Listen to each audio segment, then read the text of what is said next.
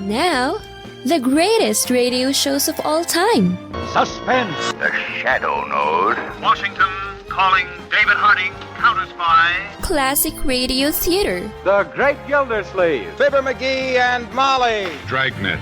Gunsmoke. The Lone Ranger. Now, step back into a time machine with your host, Wyatt Cox. Good evening, friends of the Inner Sanctum. A Dangerous Thursday with an episode of The Shadow from 1938, Dark Fantasy from 1942, This Is Your FBI from 1953, and an episode of Quiet Please from 1949, and we'll wrap it all up with an episode of Superman and Lita the Leopard Woman. That's all up on this Thursday. This is the 30th day of January, 335 days till we get to 2026. In the first assassination attempt against a president, Richard Lawrence tried to shoot President Andrew Jackson in 1835. Yerba Buena, California, renamed San Francisco on this date in 1847. The first American ironclad warship, the USS Monitor, launched on this date in 1862. The destroyer USS Terry made the first airplane rescue at sea in 1911, saving the life of James McCurdy 10 miles from Havana. Adolf Hitler sworn in as Chancellor of Germany on this date in 1933, and on that same date, back in 1933, and that would be 92 years ago, the Lone Ranger debuted on WXYZ Radio.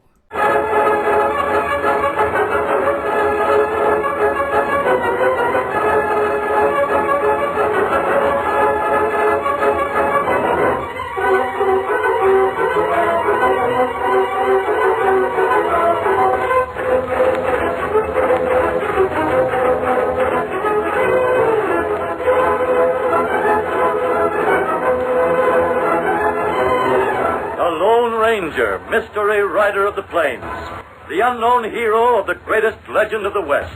His face was masked. No one could guess the inspiration for his life and self-sacrifice, but everyone paid tribute to his strength and courage. The show would air on radio for 23 years. On this date in 1945, Adolf Hitler gave his last ever public address, a radio address on the 12th anniversary of his coming to power. An address on February 25th, supposedly read by Hitler, wasn't. In 1948, Indian pacifist and leader Gandhi assassinated by a Hindu extremist. This is the All India Radio. Prime Minister Pandit Jawaharlal Nehru. Friends and comrades, the light has gone out of our lives, and there is darkness everywhere. And I do not quite know what to tell you and how to say it. Our beloved leader, Bapu as we called him, the father of the nation, is no more.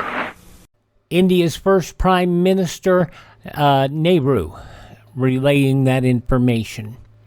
American civil rights leader Martin Luther King Jr.'s home bombed on this date in 1956 in retaliation for the Montgomery bus boycott.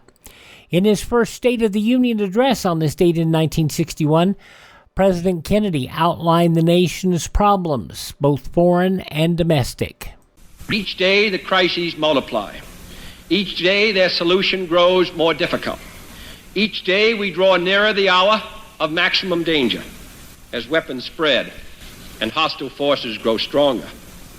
I feel I must inform the Congress that our analysis over the last 10 days make it clear that in each of the principal areas of crisis, the tide of events has been running out, and time has not been our friend. JFK's first State of the Union message on this date back in 1961. 1962, two of the high-wire Flying Walendas killed when their 7-person pyramid collapsed during a performance in Detroit, Michigan. The Ranger 6 spacecraft launched to explore the reaches of space. The Beatles' last performance, public performance on this date in 1969, it was on the roof of Apple Records in London, the concert broken up by police. In 1972, British paratroopers killed 14 civil rights anti-internment marchers in Northern Ireland. The British Army opened fire indiscriminately on the civilian population attending a protest meeting in the Bogside today. Their action was nothing short of cold-blooded mass murder, another Sharpeville, another bloody Sunday. Their action has left this city numb with shock, horror, revulsion, and bitterness. A reporter on Bloody Sunday, this date in 1972. George Herbert Walker Bush became the 11th director of the CIA on this date in 1976. In 1982, Richard Skrenta wrote the first PC virus code, 400 lines long, disguised as an Apple boot program called Elk Cloner. In 1989, the American embassy in Kabul, Afghanistan closed. There was a tremendous explosion within the compound of the embassy. There's machine gun fire now. No one seems to know here how many... A tremendous explosion in the compound. Violence closing the embassy in Kabul, Afghanistan for the U.S. on this date in 1989. 1995, workers from the National Institutes of Health announced the success of clinical trials testing the first preventative treatment for sickle cell disease. And in a date when people just shook their heads.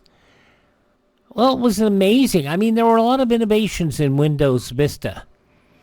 But people shook their heads when they found the bugs still in it. It was not well received.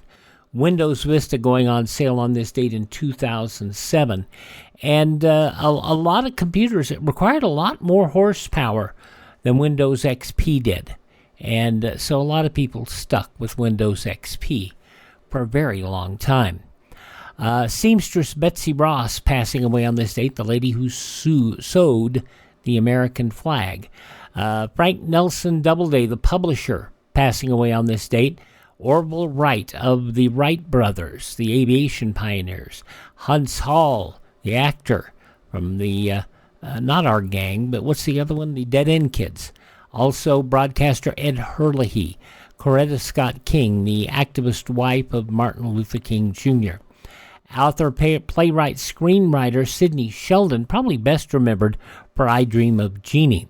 American singer Patty Andrews of the Andrews Sisters, passing away on this date as well. The gentleman who was behind many beloved TV productions, including the Rudolph the Red-Nosed Reindeer, Frosty the Snowman, Rankin Bass Productions, Arthur Rankin, passing away on this date. And she was best known for her role in the original West Side Story Broadway play, Cheetah Rivera, passing away 1 year ago today. Let's turn to happier news. Birthdays on this date, although these people have left the mortal soil. Born on this date, President number 32, Franklin Delano Roosevelt, the longest-serving president of the United States. Actor David Wayne, comedian Dick Martin, very, very funny man he was. Actress Dorothy Malone, also journalist Louis Rukeyser. Singer, dancer, actress Tammy Grimes. Horst Jankowski, wonderful orchestra leader. And Marty Ballin of Jefferson Airplane and Starship, all born on this date in history. Hi, this is Jeff Foxworthy. It is now time for the birthday announcements. The following people are now officially older than dirt. Famed actor Gene Hackman turns 95 today. 30 years ago, I was knifed in a bazaar in Calcutta. He carried me to the hospital on his back. Who stabbed you? He did. From the motion picture The Royal Tenenbaums, Gene Hackman, 95 today. Actress Vanessa Redgrave is 88. From Genesis, a wonderful drummer and fine singer, too. Phil Collins is 74. 1981.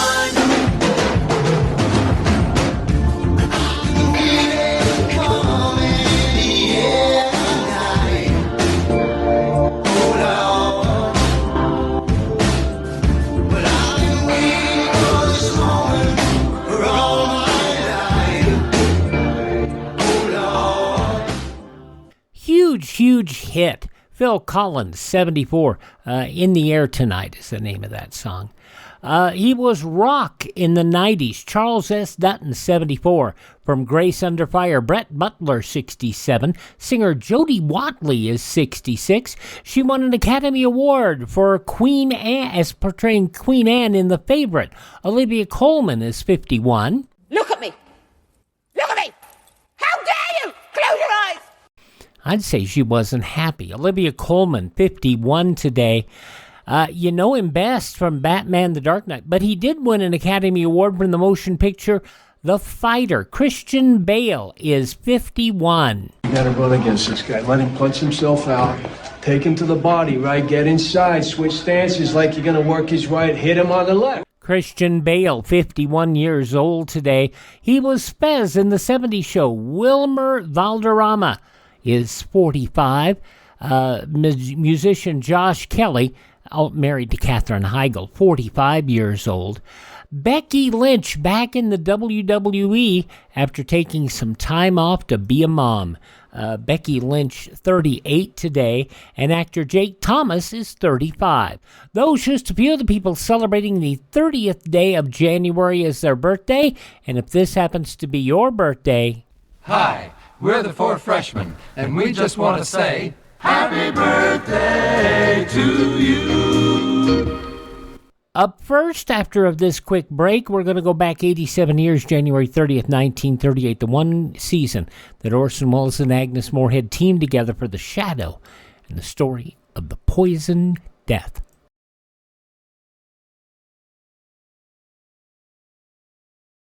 Instead of going down, the annual rate of polio cases in this country is going up. Instead of growing panicky with fear in the face of such an unwelcome fact, there is a way in which we all can join the Army which is fighting to check this trend and ultimately defeat infantile paralysis. We can contribute to the March of Dimes. Give today so that the 1952 March of Dimes will be the biggest ever and a really potent fighting force against polio. Classic Radio Theater with Wyatt Cox, Orson Welles, Agnes Moorehead as The Shadow. 87 years ago, January 30th, 1938.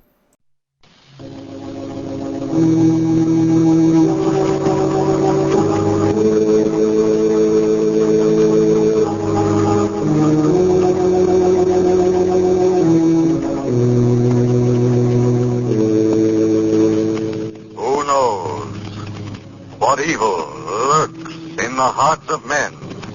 The Shadow knows.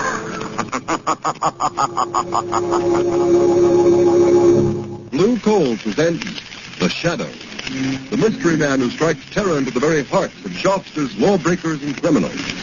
Today, the poison death.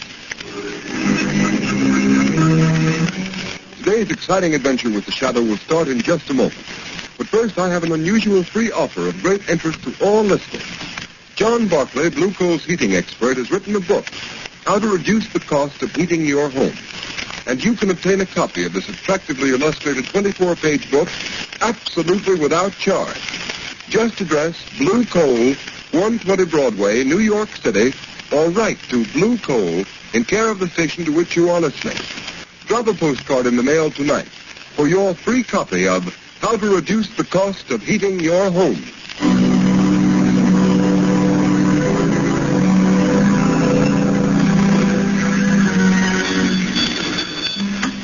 Mercy Hospital. Quick, send an ambulance to 217 Shoreview Road. Our children, they're poisoned, dying. Oh, hurry, hurry, please, hurry.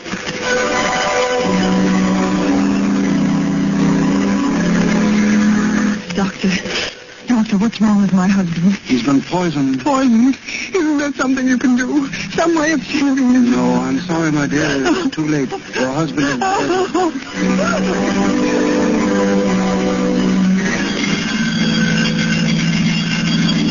What's this, Bill? Another poison case? Yes. The calls are coming in faster than we can answer them. Well, this one will have to go to General. The emergency ward is full. Not a cot left. The same thing in every hospital in town. They're swamped, all poison cases. And nobody knows how they're getting it or what it is.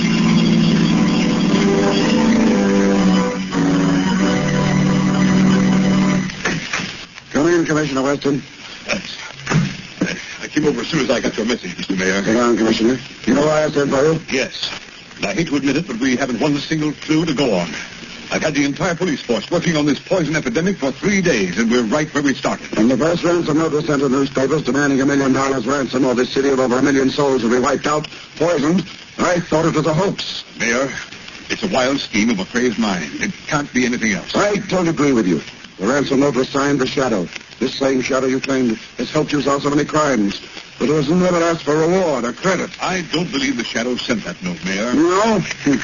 Then look at this photostatic copy of the original typewritten threat.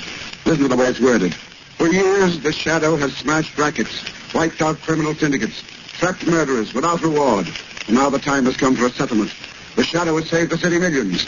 Now the city will pay the Shadow $1 million, or the hospitals will be filled with the dying, and the morgues will be filled with the dead. I'm still convinced that it isn't the real Shadow who's guilty. You say that because the Shadow has helped you so much in the past. I resent that, Mr. Mayor. Well, 8% it. Well, it's up to you to get busy and find out who's responsible. Fact remains that no clues have been found. Well, I've got to have action. I'm doing everything I can. Maybe you are, but you ought to do better. Look at this report. The hospitals are filled with the dying. The morgue is filled with the dead. Hundreds of innocent people stricken by a poison the health department can't identify. A poison for which there seems to be no antidote. What is it? How is it being fed to the people? Find out or we'll get another police commissioner. Just a minute, there's a phone. Hello? This is Clyde Burke of the Classic, Your Honor. What is it, Burke? We just received another note signed by the Shadow. What this time? Listen to this. I can strike at random, but I can also single out any one of you for death. To prove it, I am going to poison Dan Brinkley, Commissioner of Sanitation. When you get this through the mail, Brinkley will be dead.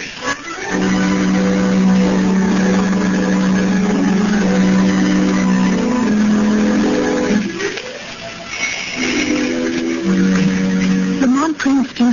Hello, Margot. Thank heavens you're back. Have you discovered who's poisoning all these people? Who's using your name, the name of the Shadow? No, Margot. Every theory I've worked on has led nowhere. Whoever he is, this man masquerading as the Shadow must be absolutely insane. There's no doubt about that, Margot, but it's the insanity of a genius, not of a money-mad fool. What strange, distorted mind could devise such a terrible scheme? Margot, let me see that map of the city again. I'll get You know the one where we marked all the areas affected by this wholesale poisoning? Yes, I know. Here you are, Lamont. There you see. The cases are widely scattered all over the city. Well, have you any idea how these people were poisoned? Must have been put in food or milk or something. There have been so many poisonings. It doesn't seem humanly possible it could have been administered individually. No, they were poisoned in groups. In every house affected by the poison, no one escaped. It wasn't poisoned milk. The newspapers checked on that, and it couldn't have been the food. No, the food those people ate came from 100 different stores. Wait a minute, Margot. You've just given me an idea.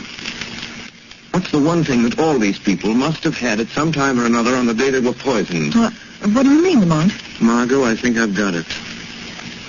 Water.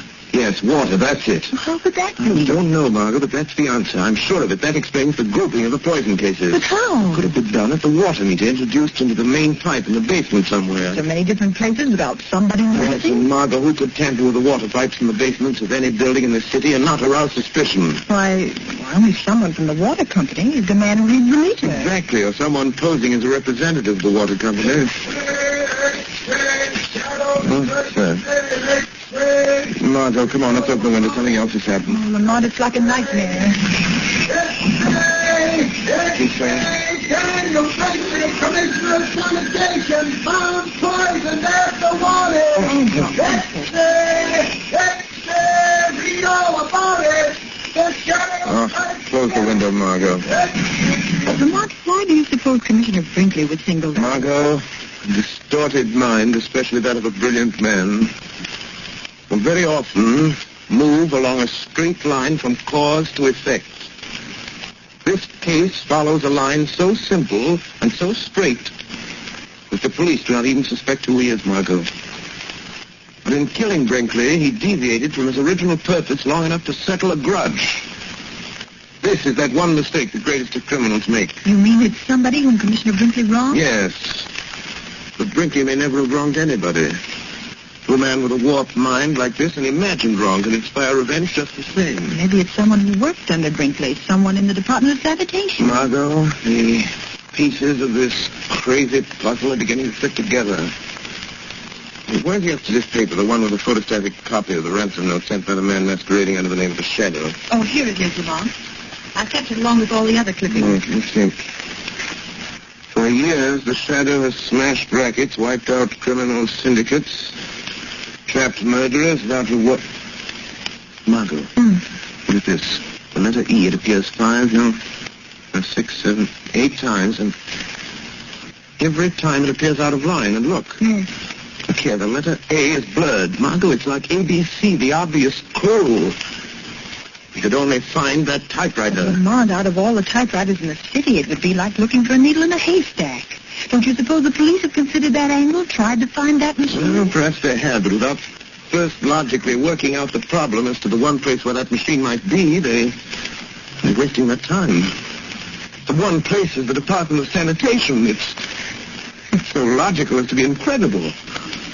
Come on, Margot. Get your hat and coat. We've got work to do, and there's no time to lose. But, Lamont, you're not going to the Department of Sanitation at this hour of the night. Why not? Well, suppose you were caught. Don't worry, Margot. The real Shadow won't be caught. I need your help if we're going to try out all the typewriters in those offices. It's a job for Lamont Cranston and his assistant, Margot Lane. But if we're caught, how long a sentence can they give us for breaking into a public building? It's worth risking, and far better than sitting here building up theories and knocking them down again while this mad masquerader carries out his monstrous schemes of wholesale murder. Come on, Margot, let's go.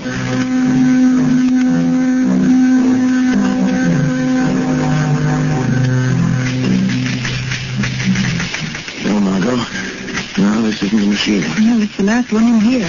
Let's try the next office. Be careful of that flashlight, Lamont. Must be a watchman here in the building somewhere. I'm down in the basement sweeping. Made sure of that before I signaled you to come in. It looks like another exploded theory, Lamont. We've tried dozens of machines, and none of them have the characteristics of the letters in those ransom notes. They're not going to stop until we've tried them all, Margot. There's a door there, leading to the back part of this floor, Lamont. Yes, it says, Private Office of Chief Chemist A.D. Gerber. Let's look in there. Yes, there's the machine. It's the only one in here. Try it, Margot. Here's some paper. Yes. We're glad to get out of this place. Type the same words, Margot. That's it. For years, the Shadow has smashed rackets, Lamont, forgive us. wiped out criminal syndicates. Margot, the A blurred. Go on, finish it. Trapped murderers without reward. Now the time has come for settlement. This is the machine that typed the warning notes to the papers. The office of the city's chief chemist. In Gerber's office. It might not have been Gerber. Other people could get to this machine and use it. Margot, everything's beginning to fit together. Who would know more about poisons than a chemist? You know, I felt all alone. What was that? Someone in the next room. Turn your light over on that door, Lamont. There's lettering on it. Laboratory. Keep out. Who would be in a laboratory at this time? Margot, I don't know. I'm going to find out. It may be the man we're looking for, Lamont. Margot, I think it'll be best if you get out of here. Go back to the car. Wait for me. Please, Lamont, let me stay here till you come out, and I might be able to help you if it's that crazy maniac. No, Margot. Go out to the car and wait for me. Lamont Cranston and Margot Lane have done all they can. The time has come for me to be the Shadow. The real Shadow must open that door.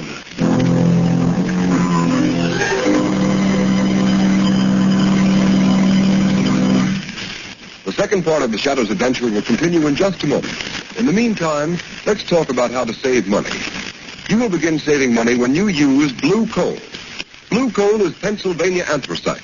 It is an American product mined by the Glen Alden Coal Company. Unlike many other fuels, blue coal is especially prepared for use in American homes whose heating plants were designed to use anthracite. And to be sure of getting the best anthracite, order blue coal. Its blue color identifies it at a glance. Blue coal is a long-burning fuel that sends a steady, continuous flow of uniform heat into the living quarters of the home. There is no waste because blue coal burns completely to a fine, powdery ash, and it is such a clean fuel to use. These are just a few of the reasons why sales of blue coal in Stroudsburg, Pennsylvania this winter are 22% greater than last winter. Stroudsburg families have been using blue coal in increasing quantities. These are the families that not only enjoy more comfortable homes, but now save money on fuel bills as well. So I urge all families who have not yet tried Blue Coal to order a trial ton tomorrow. Find out for yourself how much better this specially prepared home fuel is than any other solid fuel. Order Blue Coal by name in any one of 4 popular sizes: egg, stove, chestnut, or pea. The name of your nearest Blue Coal dealer can be found in the Where to Buy It section of your classified telephone directory under the name Blue Coal.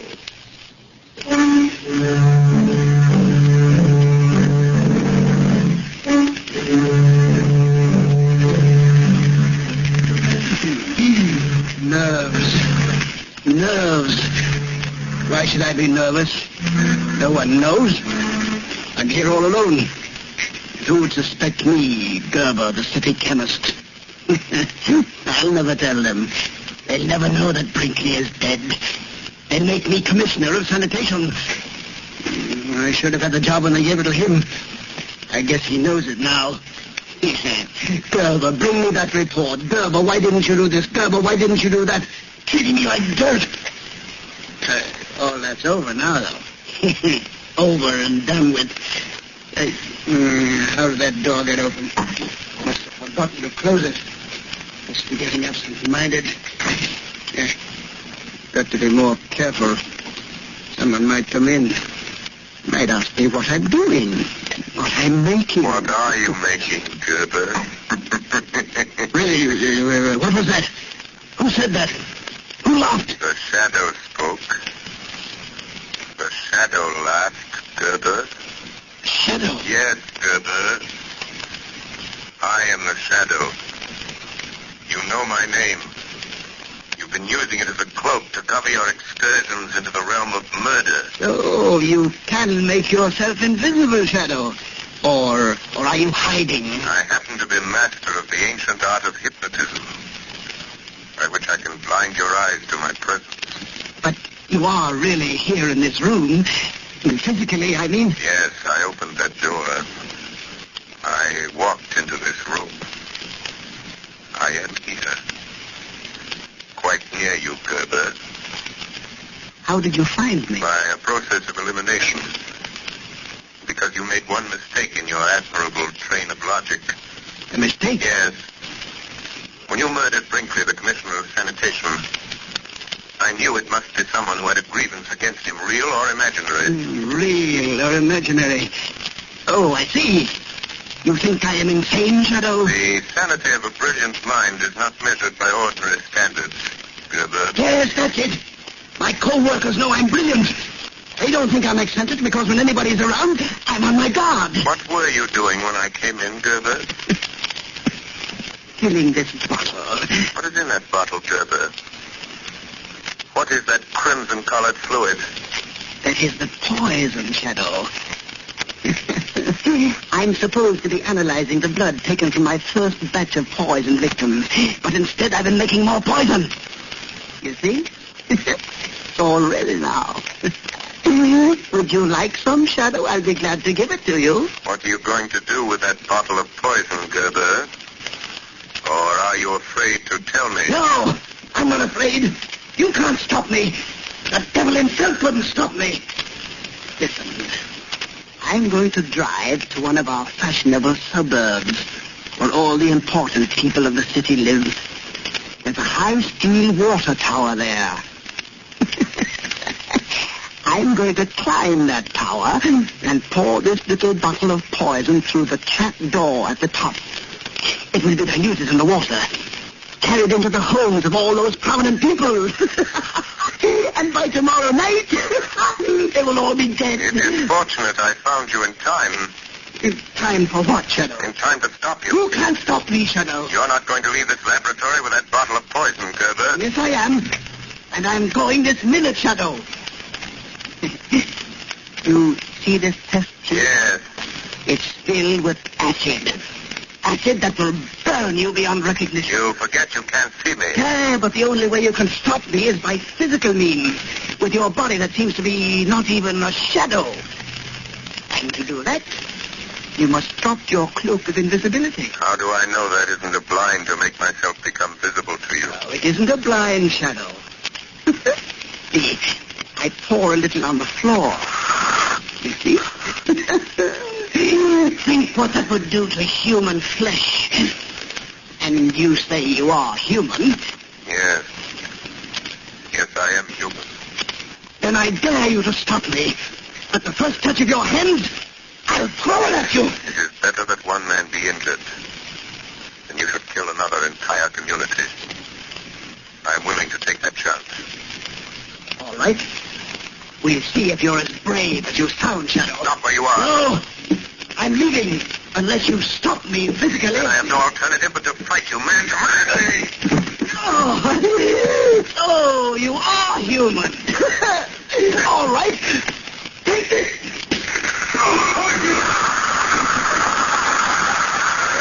I warned you, Shadow. You will be burned beyond recognition. That acid will eat into you to the very bone. Goodbye, Shadow. At last you've met someone who is your match. Now there's no one to stop me putting the poison in that water tower.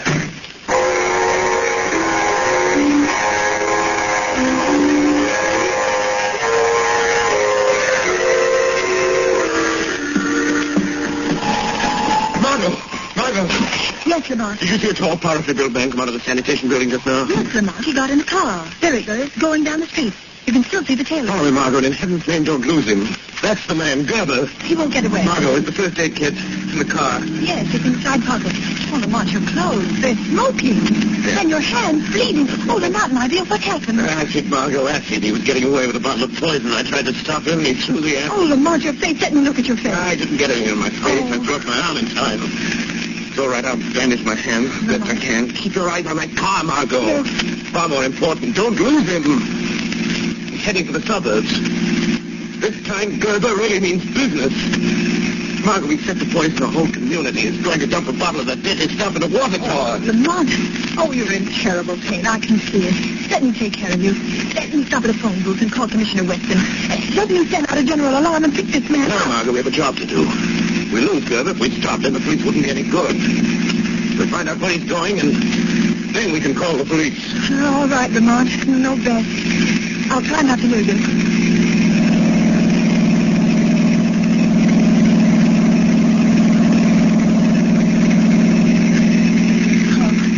Is the pain any easier? You've got to get to a doctor as quickly as possible. Infection might set in. I will as soon as... Margot, look. Yes. I think Gerber is nearing his destination. He's taking that road up the hill. If I remember correctly, the water tower's at the top. Lamont, how will you stop him now? You with your bleeding hands. He's a powerful man. Crazy with the strength of a maniac. I've got to do what I can to delay him. Keep him from putting that poison in the tower until you can get the police. The police? Lamont, how is he going to get the poison in the tank? There was a trap door on top of the tower. A door they use when they clean the tank. Oh, Lamont, that means you may have to climb that tower. Now, you can't not with your hands in that condition. It's snowing. There'll be ice on the rungs of the ladder, and in this wind, you're liable to slip and fall. I've got the chances. Stop, Margaret, stop. That's the water tower. There's the car. Lamont, look, it's Gerber. Yes. He's starting to climb the tower already. Margot, go on, I'll get the police. Hurry. Tell them to get someone to shut off the water in this tower in case I fail. Hurry, Margot, hurry. I'm going up there after him. All right, Lamont, I'll get... Who's that? The man you thought you'd left in your laboratory. Burnt and blind with acid. The shadow. Yes? But I thought I had you. But all right. Keep on following me. You're a long way behind me by the sound of your voice. Yes. Yes, but you have to stop when you get to the top. And I shall catch up with you. Yes. By that time, I shall have poisoned the water. You forget the trapdoor to the tank may be locked. It will be rusty and easy to break. But it will take time, and I shall be gaining on you. You need to hurry, Gerber. That's too bad you missed my face with that accident, Gerber. Some of it went on you. I heard it sizzling into your flesh. On my hands, that's all. Don't you want to see them? Then you must be suffering holding onto the ice-covered ladder. Not as much as you'll suffer once I reach you. All right, hurry, Shadow. I'm on the top already. Now, you were right, Shadow. The trapdoor is locked. But that won't stop me. I'm going to blow it open with my revolver. The lock is broken, Shadow. You'd better hurry up, I'm not far below you now, Gerber. Now I'm opening the trap door, Shadow. Yes, I hear it, Gerber, but you'll never put the poison in the water. I have the bottle in my hand. I'm pulling out the stopper. And I'm here to knock it out of your hand. Yes! You broke it! You spilled the poison! You spoiled my revenge! You spoiled it! But you'll pay for it! You're leaving blood marks on the snow with your hands. You can't get off the top of this tower. You can't get past me to the ladder. I don't need to see you to find you. The blood marks will show me where you are. Come and get me, Gerber. I'm waiting for you here on top of the tank. I know you are. And you can't go any further, or you'll slip and fall to the ground, hundreds of feet below. Don't be so sure, Gerber. There! I touched you, Shadow. Oh, you squirm very cleverly. But I've got you. I've got hold of you. You won't get away from me, Shadow. And you won't get away from the police. Hear them coming? You warned the police? Yeah. But before they get here, I'm going to throw you off the tower, Shadow. You might fall off yourself if you try to do that. If I do, I'll pull you off with me.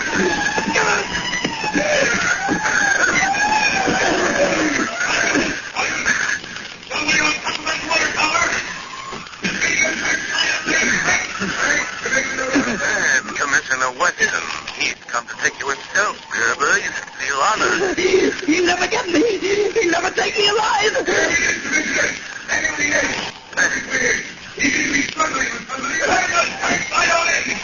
You're caught, Gerber. You're trapped. You're trapped. There's no escape, Gerber.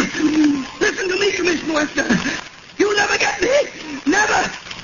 I did it. I killed all those people. I made you think it was a shadow. He's trying to do. You'll be killed, Gerber. I'm not afraid. I'm not afraid.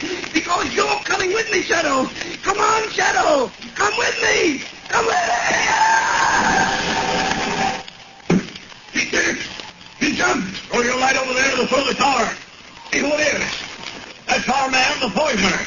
There's the body. Yes, he must be dead as a corn here. Yes. No man could fall that distance and live. Turn him over. Let's see his face. He's dead, all right. Neck's broken. Why, it's Gerber. Gerber. The chief chemist of the sanitation department. Who would ever have thought a man in his position? He was struggling with someone up there on the top of the tower. Where's the other man? Look around the base of the tower. See if you can find another body. Look in the bushes. I suppose we could have missed him, but I don't see Can't see a thing in these snow flurries. Swing the searchlight around. Anything over there, Sergeant? No sign. Nope. I don't see anybody here, Sergeant. Nobody over here. Nothing over on this side. Listen.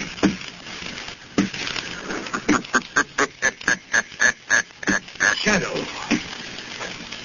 Yes, Commissioner Weston. The shadow. I am walking down. And Commissioner, don't bother to search anymore. I am the man Gerber was struggling with up on the tower. So, you trapped Gerber? Yes, Commissioner. I trapped him. Gerber's your man. The man who tried to poison the people of this city into paying him $500,000. Well, he won't poison any more by the looks of him.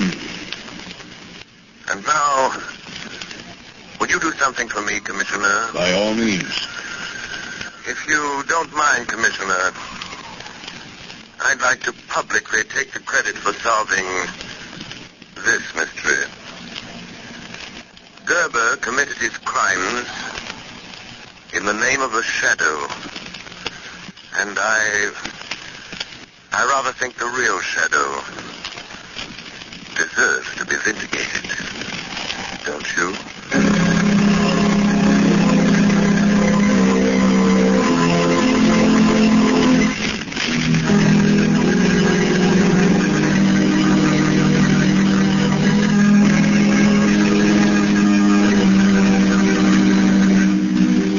You have just heard a dramatized version of one of the many copyrighted stories which appear in the Shadow magazine.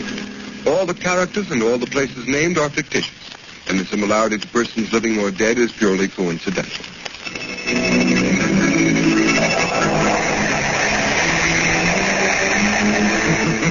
The weed of crime bears bitter fruit. Crime does not pay. The shadow knows.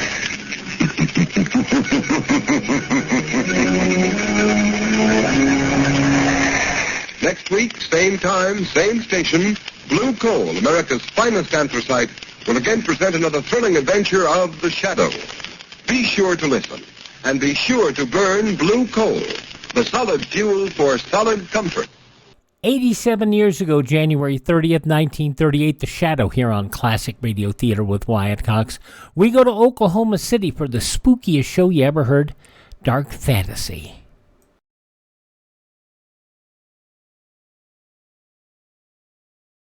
Ladies and gentlemen, last year's traffic death toll was 37,500, a 7% increase over 1950.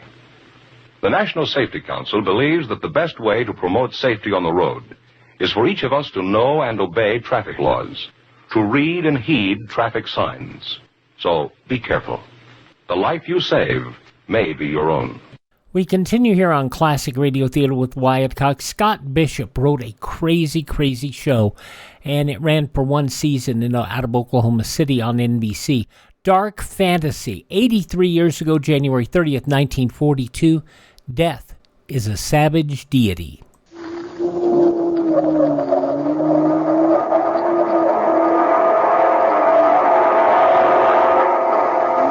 Dark Fantasy.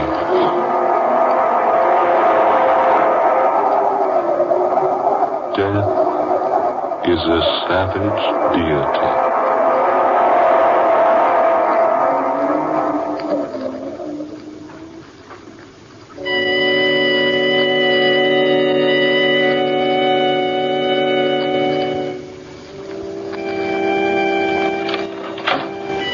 Is that you, Dolores?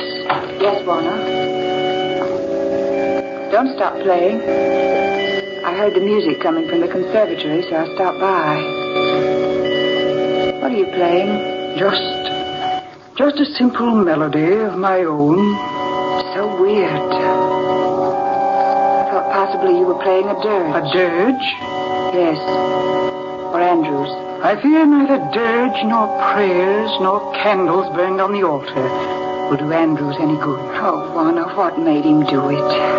He was always so happy, so full of the love of life. Why did he do such a thing? He was blind. He couldn't stand the thought of being without the use of his eyes, so... Yes, but if only... I cautioned him. Over and over again, I warned him to take care of his eyes. But he wouldn't listen to me. Now he's dead. Poor Andrews. I suppose you and James will postpone your marriage a while, Dolores? Yes, I think it's best, don't you? It wouldn't be quite decent to have a funeral today and a wedding day after tomorrow, would it? I wouldn't permit it in my home. And this is still my house, you remember. Oh, now, who's that? Yes, come in. All right, Alma, what is it? Beg your pardon, Miss Chalmers. All right, out with it. Don't stand there stammering. Yes, Miss Chalmers. It's for Miss Dolores. Mr. Harvey's here. Oh, Jim said he'd drop by. Shall I show him in here, Miss Dolores? Yes, please do. Yes, ma'am. By the way, Alma. Yes, ma'am? How does your head feel today? Not so good, ma'am.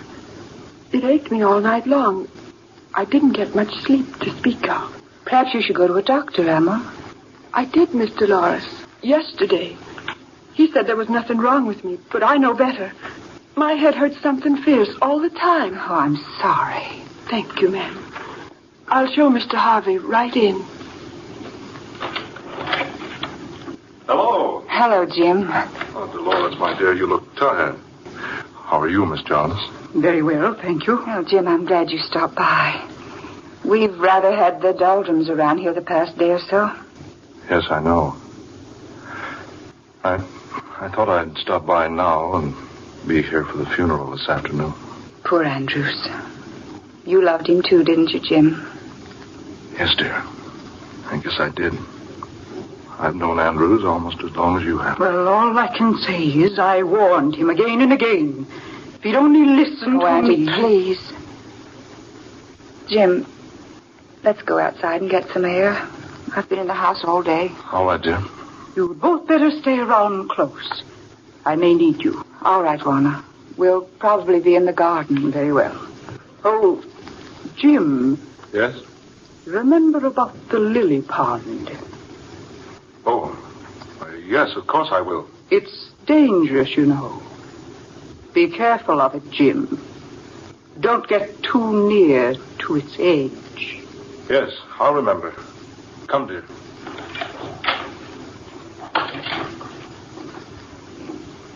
Jim, Yes, dear? what did she mean about the lily pond? Oh, don't you remember that the railing around the pond was taken down for repairs? Hasn't been replaced yet. Yes, I know, but it's been down for almost a month. Here, let's walk on the grass, shall we? Why does she remind you about it now? Well, she probably doesn't want us to fall into it and soil our pretty clothes. But she seems so insistent. She said it's dangerous for you to be careful of it. For you not to go too near its edge. You, Jim, not me. Oh, she meant both of us, silly. She just addressed me because she wants me to take care of you. Does she? Why, of course she does. What do you mean? Jim, I've had the impression for a long time now that she doesn't want us to be married. Oh, nonsense. She's delighted. No, she's not delighted. But Dolores... I've wanted to tell you this for a long time. But I've hesitated to say anything. I thought I might have been mistaken. Now I know it's true. She hates you, Jim. Juana hates me?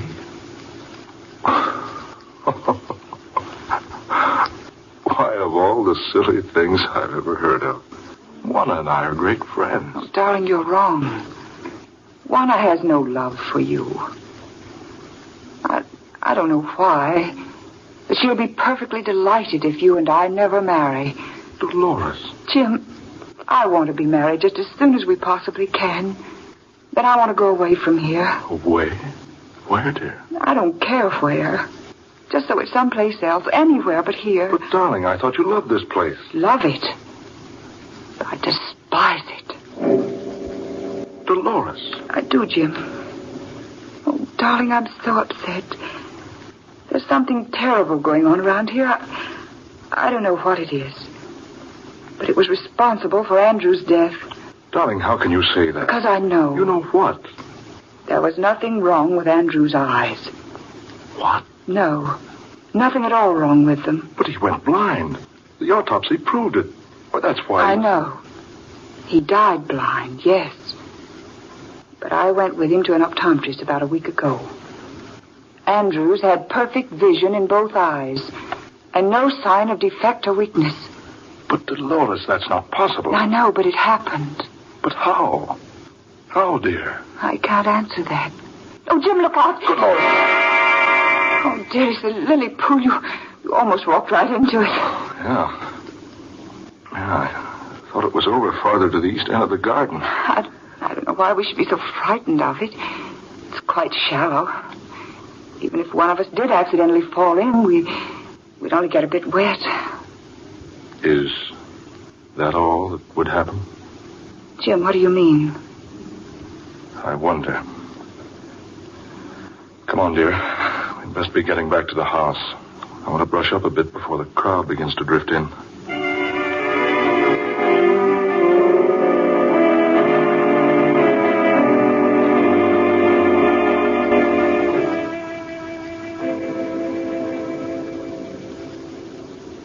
Dolores, will you play the organ a while? I'd like some music. Do you mind if I don't, Auntie? I'm rather tired. Look here, Dolores. How about a swim down on the beach? The moon's up. It's quite warm tonight. Jim, I think I'd like that. Certainly, if you're too tired to play the organ, you're too tired to swim. Oh, it'll be good for her, Miss Jonas. She needs some fresh air and exercise. Yes, Auntie. You don't mind so much, do you? No, I suppose not. Good. Is there a suit in the men's quarters of the bathhouse I can use? Yes, you'll find several there, James. Take your choice. Oh, fine. Come along, Dolores. No, let's not go that way, Jim. Let's take the back door and cut through the garden to the bathhouse. All right, dear. We won't be long, Auntie. Just a plunge and we'll be right back. Very well. Oh, James. Yes, Miss Jarvis? Remember about the lily pond? Oh, yes. All right. It's still quite dangerous, you know. Don't get too close to its edge. You may fall into it. Yes, all right. We'll be careful, Miss Jarvis. We can see it all right in the moonlight. Come on, Jim.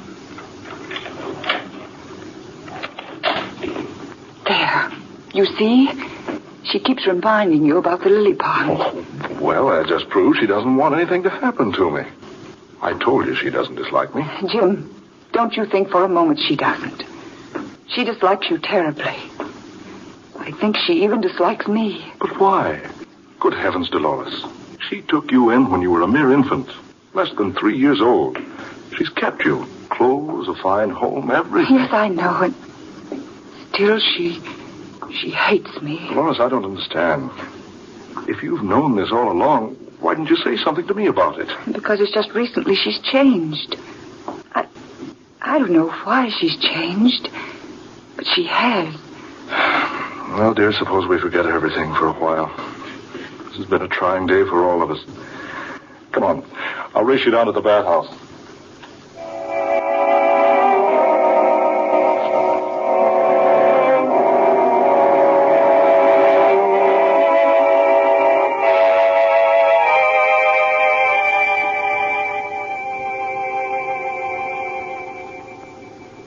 Well, Jim must not be dressed yet. Odd. He has plenty of time. Jim? Jim, do you hear me? Are you in the bathhouse, Jim? Jim? What's that over there? Surely it got... Oh, no. Jim? Jim? The lily pond. His head beneath the water. The lily stems around his throat. Oh, Jim! Jim, my darling, what happened?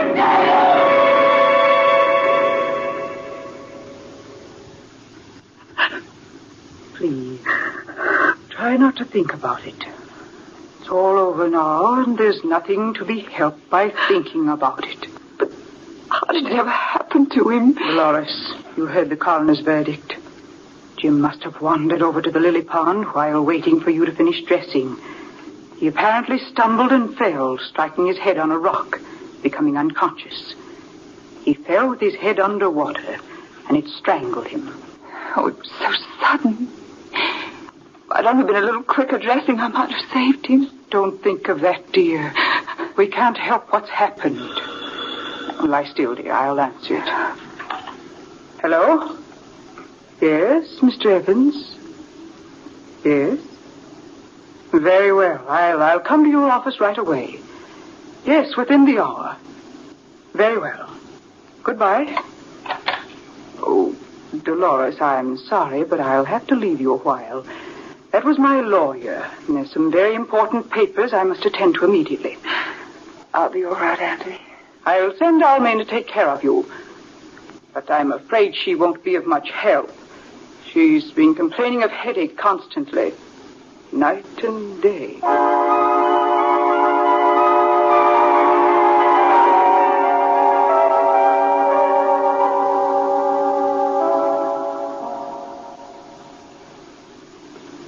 Did you call me, Miss Dolores? Yes, several times. You were so long answering. I'm sorry, Miss Dolores. I was downstairs. Can I do something for you, ma'am? Yes, Alma. I want the key to this room. That room, Miss Dolores? Yes, and I want it right away. My aunt has kept this room locked for 18 years. She's always told me she wants no one in there because her father died in that room. Yes, ma'am. That's it. Nothing else. I'm not so sure. I intend to go inside that room now. Get me the key. Oh, Mr. Lars, I beg you, ma'am. Don't go into that room. Whatever you do, ma'am, in the name of heaven, don't go into that room. Why not? Tell me, Alma. What's in there? It's frightful, ma'am. Please listen to me. My head's a splitting. I'm a sick woman. I'm almost a dead woman. But with the life that's left in me, I plead with you not to enter that room. Alma, stop this nonsense. It's not nonsense, miss. There's worse than the devil in there. Alma, do you have the key? Answer me. Do you have the key to that room? Yes, ma'am. That I have. I stole it from Miss Jarvis a month ago. Then let me have it. Give it to me. At once. I'll open the door.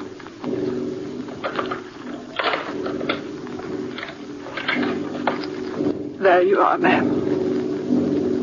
I'll turn on the light. Why? Well, this room is empty. Nothing here but an old table covered with a huge black cloth.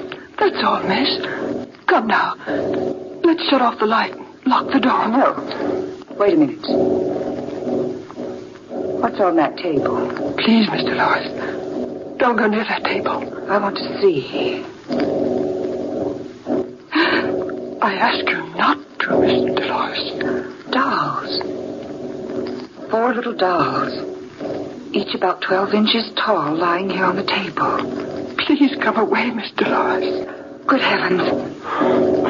This doll looks exactly like Andrew's. Look. Lying there on his back. With a common pin stuck squarely in the middle of each eye. He went blind, Mr. Lars. Good heavens. An exact image of Jim Harvey. Lying with his head submerged in a miniature lily pond. Mr. Harvey died in a lily pond. In the garden. This doll. Alma. It's an image of you. With a pin stuck into its head. Oh, Mr. Lars, ma'am. My head's killing me with its aching. Alma. This 4th doll. It's you, Mr. Lars. With another pin. Stuck into the doll's body so it pierces the heart. Don't you feel pains in your heart, Mr. Lars? Alma, what in the world does all this mean? It's witchcraft. Witchcraft? Black magic. But I don't understand. It's Miss Jarvis, your aunt. First, she convinced Andrews he was going blind.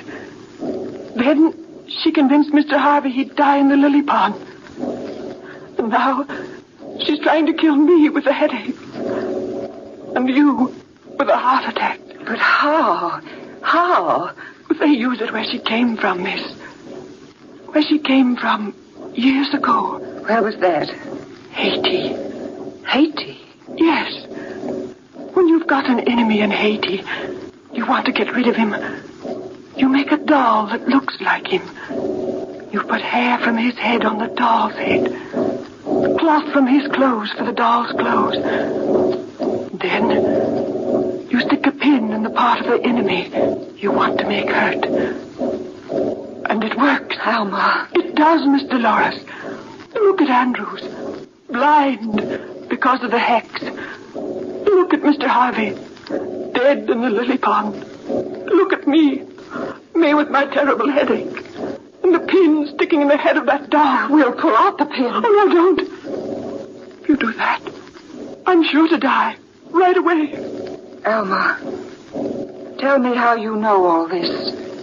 I've been listening, Mr. Norris, and watching. For years, I've been watching and listening and... Oh, Mr. Norris! Alma!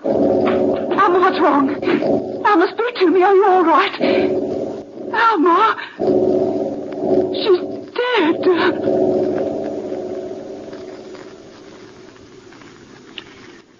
Mr. Lawrence, you feeling better? Yes, much.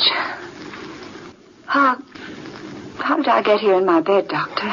Your aunt found you here, unconscious. Oh, then I did manage to get here before I fainted.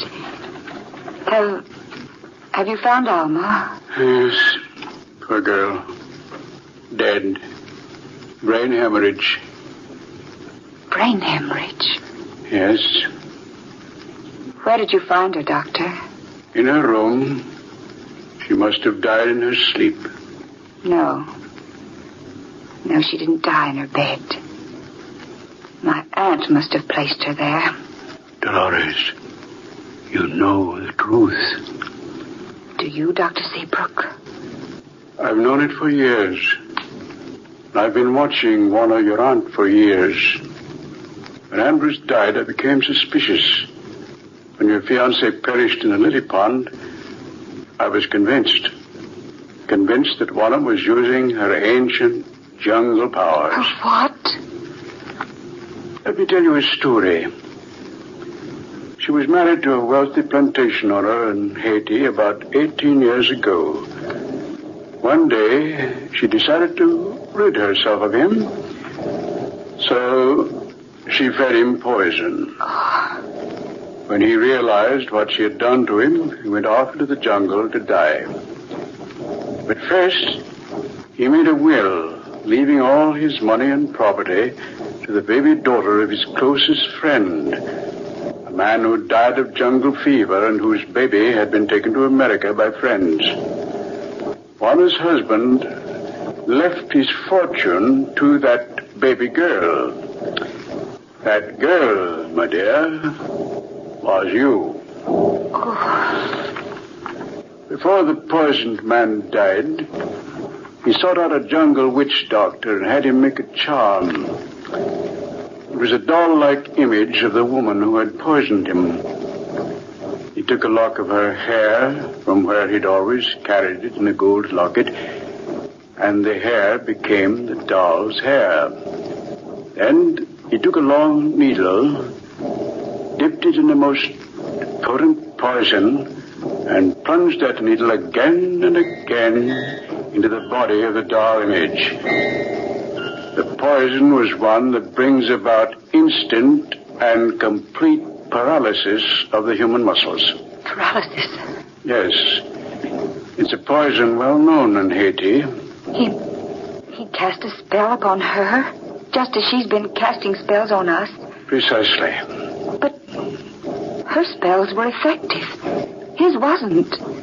No spell is effective unless the victim is made aware of its existence.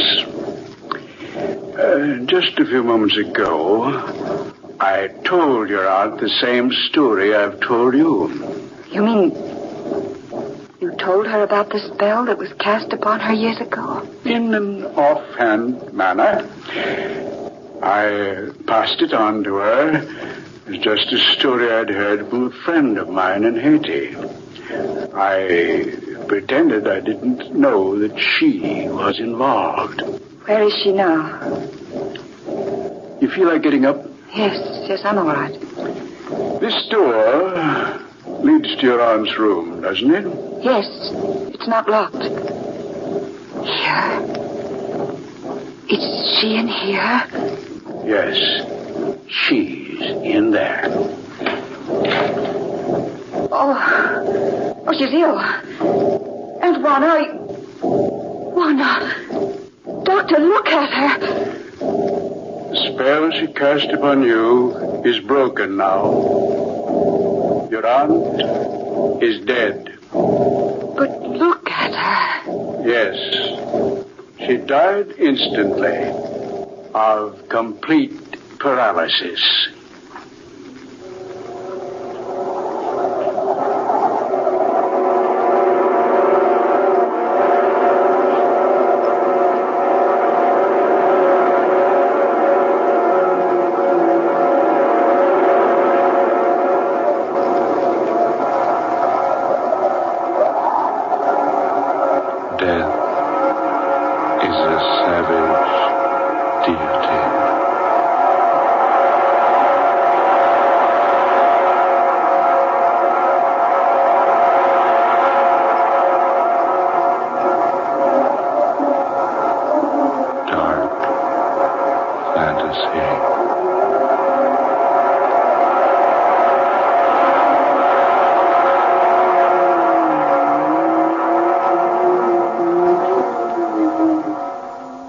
a weird show. Dark Fantasy, 83 years ago, January 30th, 1942, here on Classic Radio Theater with Wyatt Cox. We'll have another Funny Friday coming up tomorrow here on Classic Radio Theater with Wyatt Cox, as we'll have episodes of My Friend Irma starring Marie Wilson.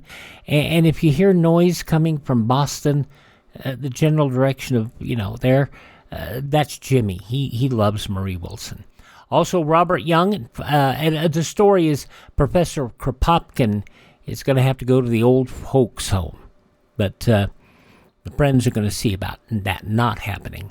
Also coming up, an episode of Father Knows Best, the radio show that preceded the television show, and the radio show a lot different. Robert Young, though, still plays Jim Anderson. Kids will be different on the television show, and they all acted a lot more spicy. This is from 73 years ago, January 31st, 1952, An Evening Out. Well, maybe. The Great Gildersleeve, starring Willard Waterman, from 1951. Marjorie's Baby Shower. But how many is she going to have? Is she Gildy's shower? Or is Leroy going to give the shower for the baby? And then a late episode from 71 years ago, January 31st, 1954, Eve Arden and our Miss Brooks, and the story of the 4 fiancés. Miss Enright signed up Miss Brooks in a marriage by mail correspondence club. Miss Brooks ends up with 4 fiancés, and none of them were Mr. Boynton. And then we'll wrap it all up with another delightful episode of Claudia. All right, that's coming up on our Friday Classic Radio Theater with Wyatt Cox. We'll start that off to start your weekend off. We'll have episodes on Saturday, The Lives of Harry Lime, starring Orson Welles, and we'll have an episode of the wartime program Ceiling Unlimited, an episode of Escape, A Study in Wax, Mr. District Attorney David Bryan, starring as the DA, and then an episode of Lum and Abner and Claudia. And then on Sunday, more crime. Well, sort of. An episode of Suspense that's actually science fiction from 1953. The story of Plan X, and it stars Jack Benny. Yeah. And then we'll follow that up with an episode of The Jack Benny Show, where Jack ends up, what if Jack Benny was never born? Yeah, a semi-adaptation or stealing of the plot of It's a Wonderful Life. Jack Benny is George Bailey, but as his own. Says Who, a game show from 1958 starring Henry Morgan, an episode of The Bob Hope Show with Vera Vague and Francis Langford, and we'll wrap that episode up with Superman. So that's what's coming up here over the next few days here on Classic Radio Theater with Wyatt Cox. Up next, Stacy Keach in This Is Your FBI.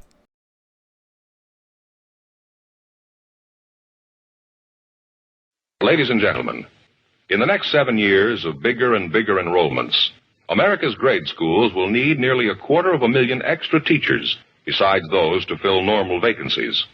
This great need, plus the growing public interest in education and improvements in schools, make elementary school teaching a more rewarding career than ever, a career that high school and college students should certainly consider.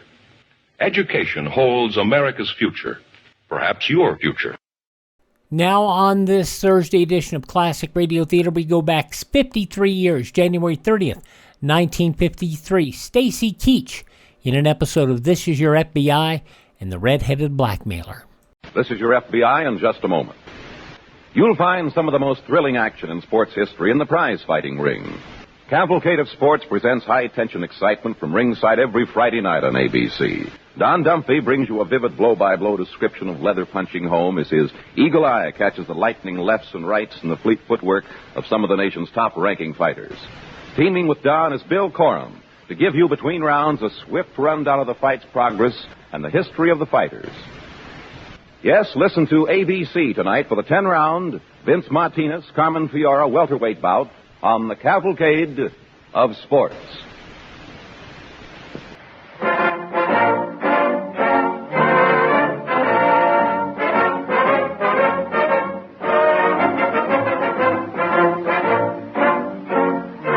is your FBI, the official broadcast from the files of the Federal Bureau of Investigation. Presented transcribed as a public service by the American Broadcasting Company.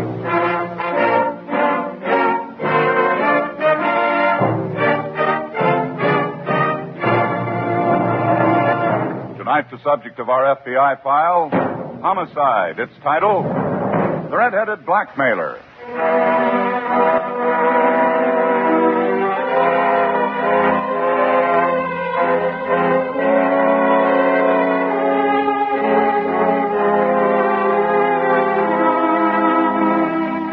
Our code of laws include penalties for every criminal category, from petty theft to murder. Each of them is an example of man's inhumanity to man.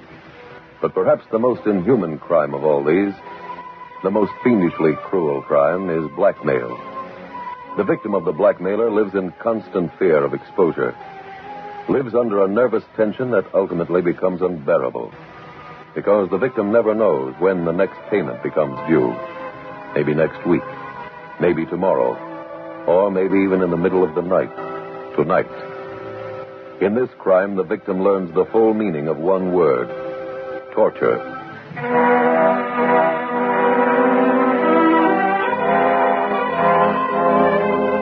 Tonight's FBI file opens in the dingy office building located in the business section of a Midwestern city. On the door of a small suite in this dilapidated structure is a sign reading Wally Irvin, private investigator. Inside, Irvin is just greeting a prospective client. Sit down, Miss Stanton. Thank you. Now, who was it sent you here? A friend of mine, Ruth Clark. Oh, sure. How is little old Ruthie? She's fine. She told me that you did some, confidential work for her. Yes, ma'am, that's right. Well, she doesn't know that I've come here, but, I'm in need of help. A lot of help. My dear lady, that's my business. Now, what's your problem? Well, a little over 2 years ago, I wrote a number of letters to someone. A man, maybe? Yes. They were very foolish letters. This man has taken advantage of them. You mean he wants money before he give them back? It's gone further than that. Oh? I've already paid him several times. On each occasion, he's promised me the letters, and then when he's gotten the money, he's failed to keep his word. That's a pretty familiar pattern, ma'am. Does your husband know about these letters? Oh, no. Sort of like love letters, are they? I'd rather not discuss them. Oh, okay. All I'm interested in is getting them back. Who is this fella? His name is Dixon. Matt Dixon. Where does he live? I don't know. Ma'am, you're not making it easy. He's been out of town. He called me last night. Said he had to see me at once. He was desperately in need of money. What did you tell him? I said I'd meet him tonight. Where? At a cocktail lounge on Main Street called the Coral Room. Mm-hmm. How much you paid him already? Almost $4,000. Oh, man, he's got a nice business. How much do you want this time? Another 1,000. I just can't go on paying him, Mr. Irvin. Can you help me? I think so. Can you get back the letters? I should be able to, yes. Oh, that would be wonderful. What time are you meeting him? My husband's going out of town right after dinner. I said I'd be there at 9 o'clock. Well, I'll be there too, ma'am. You mean you'll confront him? No, I'll just be watching. You bring the money along, let him have it, and that should be your last payment. Oh, thank you, Mr. Irvin. Oh, by the way, what will your fee be? Oh, let's not talk about that till I get you the letters.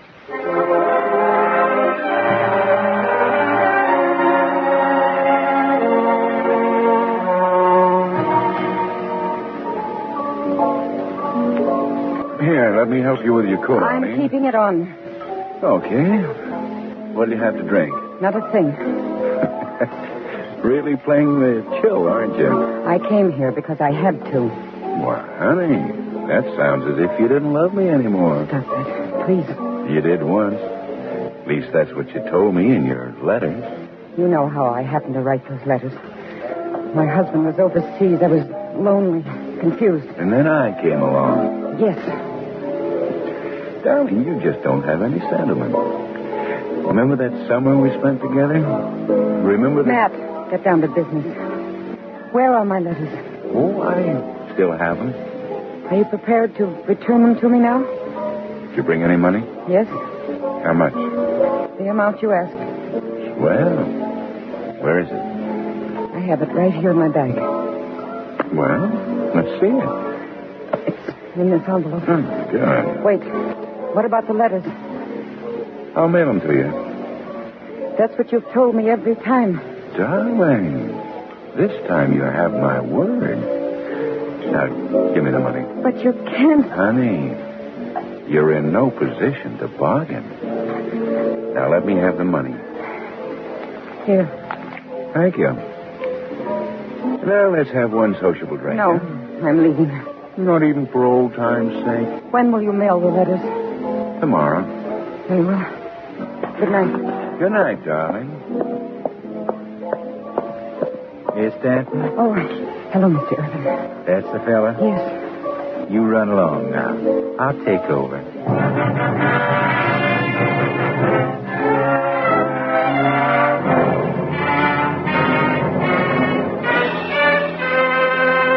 In the same city, at the FBI field office, Special Agent Jim Taylor is standing at the teletype machine as a message chatters in. Oh, Jim. Yeah, Andy. Mr. Carter said I should check with you. Yeah, he has an assignment for us. The follow-up on it coming in over the wires now. Here we are. What is the assignment? Well, I'll try to bring you up to date, huh? Okay. We had a request from the Dallas office to try and locate a man named Matt Dixon. Yeah. Here's the details in his record that just came in. Do you want to take a look at it? You're right. That's quite a history, isn't it? Yeah, I should say so. Bad check passer, forger, blackmailer, 10 arrests. Yeah, he's pretty bad. What specific charge has Dallas got on him? Well, he left a trail of bad checks halfway across the country. He preys almost exclusively on gullible females. I see. They missed him by less than an hour at his last known address in Dallas.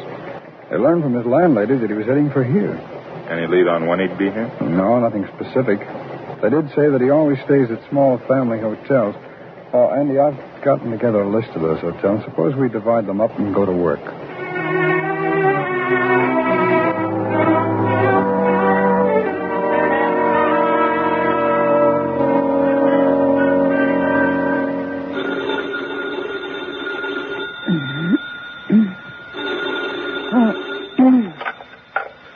Hello? Hello, Miss Stanton. I hope I didn't wake you up. Who is this? Wally Irvin? Oh, hello, Mr. Irvin. It's kind of late for me to call. Oh, that's all right. What happened? I got your letters. What? I have them with me right now. Oh, that's wonderful. How did you do it? Well, I like to keep those things confidential. Oh, of course. Why don't you come around to my office in the morning and pick them up? Oh, yes, I will. What time? See, about 9:30. Well, I'll be there. Thank you, Mr. Irvin. Thank you.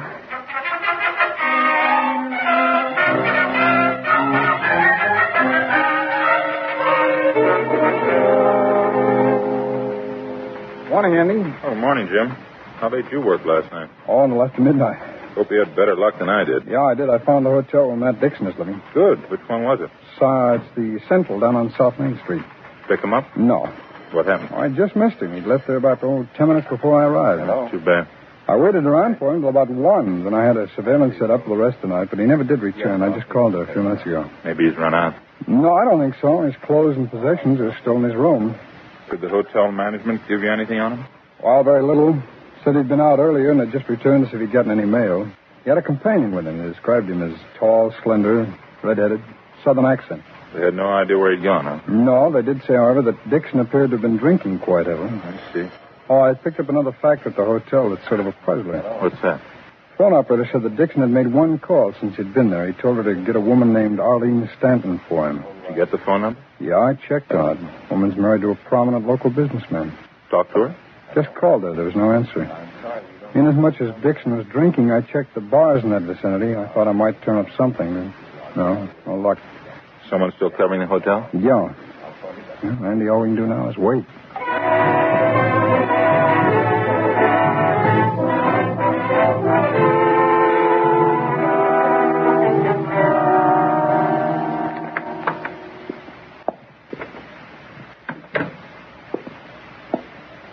Mr. Irvin? That you, Miss Stanton? Yes. I'm back here in my office. Come in. Thank you. Good morning, ma'am. Good morning. Sit down, won't you? Thank you. I can't tell you how happy I am, Mr. Irvin. I can see it. You look positively radiant. Where are the letters? They're right here, in my desk. Oh, thank heaven. I still don't understand how you were ever able to get them. Trade secret, ma'am. Oh, well, I wasn't trying. Believe me, I'm so glad you have them. I really don't care how you did it. I must apologize for one thing, ma'am. What? You did a sort of ungentlemanly thing. I read your letters. Oh. Allow me to say, ma'am, that you use a pretty warm pen. Mr. Irvin, I'd rather not discuss them. Okay. Just let me have them, please. Surely. Don't you think we should settle something first? What's that? My fee. Oh, of course. How much do I owe you? Well, now, I've just been trying to figure that. Yes? How much you say you paid that Dixon boy? Well, counting the last payment, nearly $5,000. Then let's set my fee at, say, double that. What? And I'd like mine to be paid all in one lump.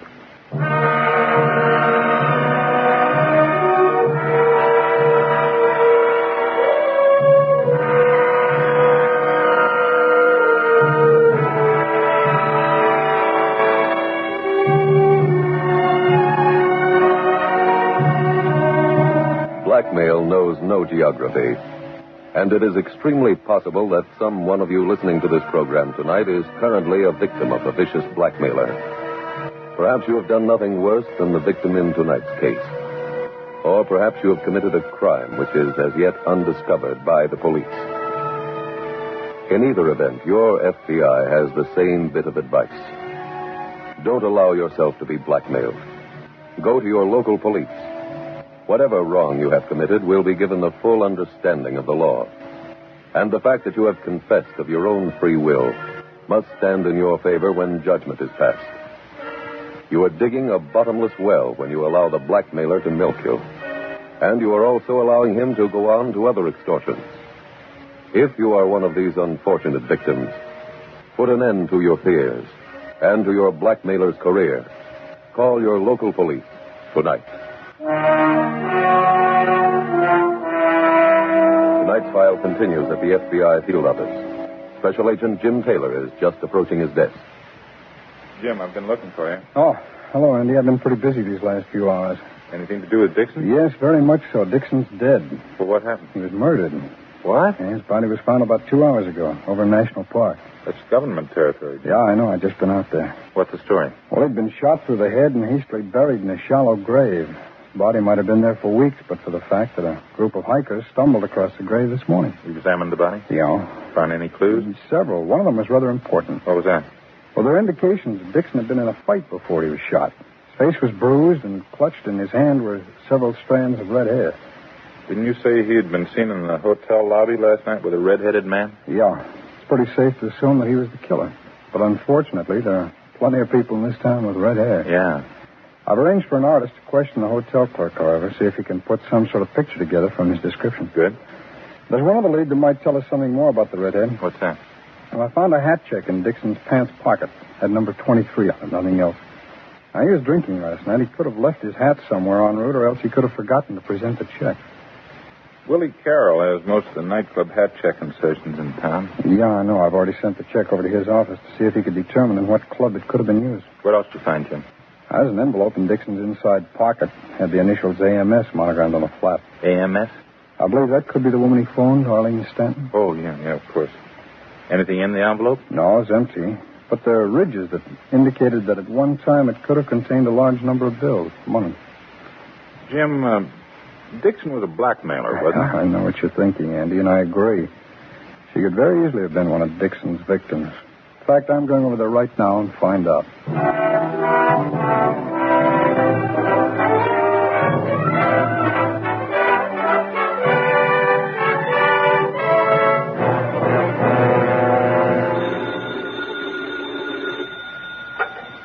Hello? Hello, Miss Stanton. Oh, Mr. Irvin. called to see if you were still mad at me. The way you ran out of the office. Whatever you have to say, please get to the point. Oh, my, real huffy. Look, I'm the one with the red hair. I should have the temper. What do you want? Money. I told you before that I couldn't possibly pay that much. Now, you're just talking silly. I checked up on you. That husband of yours is a very well-to-do boy. I couldn't get it from him, you know that. Why not? You don't have to tell him what it's for. Look, in the first place, he's out of town. I'm not in any hurry. I tell you it would be impossible. Well, I got another idea. Well? You must have some jewelry or something. Sell it. Get some cash. I couldn't. Look, I'm just trying to be helpful. And don't forget, honey, this time when you pay, you'll really get the letters. You'll have nothing more to worry about. But I... Think it over. I'll call you again in a day or two, yeah?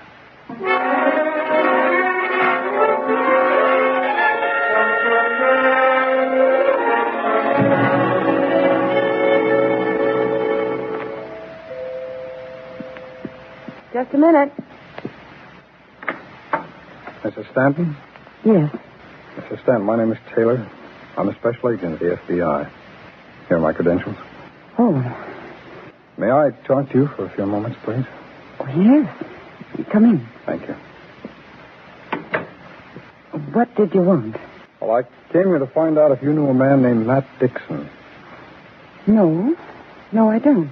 I have information that he called you last night. That's not true. Well, this information came from the hotel switchboard operator. Dixon gave her your number. Oh, perhaps he called my husband. Oh, no. The operator said he asked for you. I've never heard of him.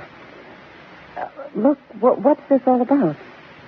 Dixon's body was found this morning. He was murdered. Oh. And this envelope was found in his pocket. It has your initials on it, Mrs. Stanton. Well, that's not my station, Henry. Dixon was a blackmailer. These ridges here indicate that this envelope contained money. Now, Mrs. Stanton, if you did know this man, if you were paying in blackmail, please tell me. I don't know the man. Very well, let me ask you one more question. Did you know anyone with red hair who might have been a friend or an acquaintance of Dixon's? No. We're almost certain that he's the one who committed the murder. I don't know anything about any of this. I see. Thank you, Mrs. Stanton.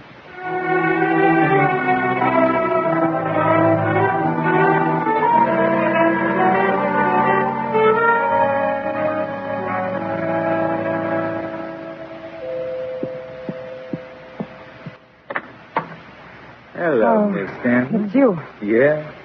You weren't going to call for a day or two. I changed my plans. Let me come in. I'll Wait. tell you about it. Sorry, ma'am. What a charming place. Look, I have something to tell you. What is it? A man from the FBI was just here. What did he want? He said that Matt Dixon had been murdered. He said that the man that they were looking for, the man responsible for the killing, had red hair. They know that much, Yes. do they? That sort of changes things, doesn't it? How? I now have more on you than you have on me. Oh, I don't know about that. You killed Dixon. That's right. It was really an accident, though. I got acquainted with him. I got him drunk and tried to make a deal for the letters. Still, old Dixon didn't like that, so I had to shoot him. You admit it? Why, sure. I read in the paper that they'd found the body. That's just my luck. I thought he'd stayed buried for months. Well, why did you come here? Sweet child, I need money more than ever now. I'm not giving you a penny. You mean those letters are worth nothing at all? No, this has gone too far. What about your husband? I'm perfectly willing to tell him everything now. I don't believe you. I mean it. Well, I guess you do with that. What's more, I'm calling the FBI right now. Just a minute. My arm. Let me point out something to you, little lady. I just come off doing one killing. My second one wouldn't make that much difference. You wouldn't dare. Oh, but I would. Crisscross my heart, I would. Look, I have the same gun here I used on Dixon. Now, get me some money. I wouldn't know where. You have a bank account? It's in my husband's name. I told you he was out of town. Must have a lawyer or something. Someone who would send you cash if you told him it was a real emergency. Well, doesn't it? He's a lawyer. Then get him on the phone. Tell him you need $2,000. Tell him to send a messenger over with it right away.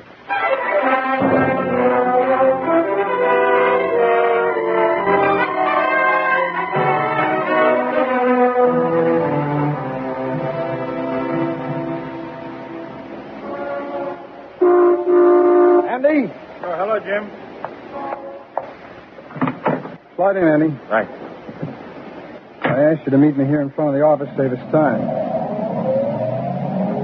What are the latest developments? Well, I interviewed the Stanton woman. She claims she didn't know Dixon. You asked her about the redhead? Yeah? Said she'd never heard of him either, but I don't think she was telling the truth about either one of them. Think she was involved in the shooting? No, but she is covering up. I didn't press her at all. I thought I'd save that for a later interview. Mm-hmm. Where are we going now? Well, I went to Carroll's office after I left Mrs. Stanton. You know, the hat check concessionaire? Yeah.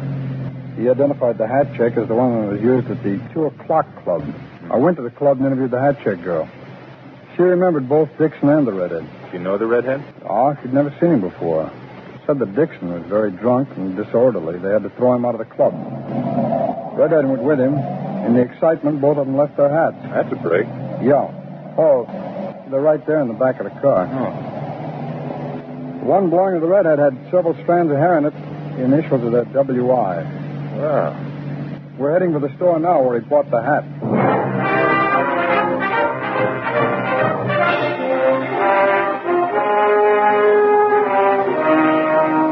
How'd you make out, Jim? I just talked to the manager. I showed him the hat. Yeah? Fortunately, it's a very large head size. He remembered selling it. The redhead? Yeah. Do you know him? No, not personally, but he had a record of his name and address. It's Wally Irvin. He lives at 712 Elm Street.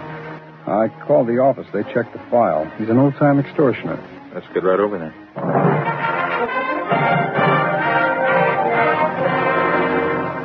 Any luck, Jim? No, Irvin was out. Did you talk to anyone? Yeah, his landlady. Did you know where he was? Said he'd been out all day. So we set up a surveillance here for him? No, not yet, Andy. Landlady gave me his office address. I think we should check over there first. Andy? Yeah, Jim. Look here. What do you got? Some letters. Found in Irvin's desk drawer. They have the same monogram as the letter that I found on Dixon. AMS? Yeah. Andy, I think we should post someone here while you go to Irvin's rooming house. I'll go back and re-interview Mrs. Stanton.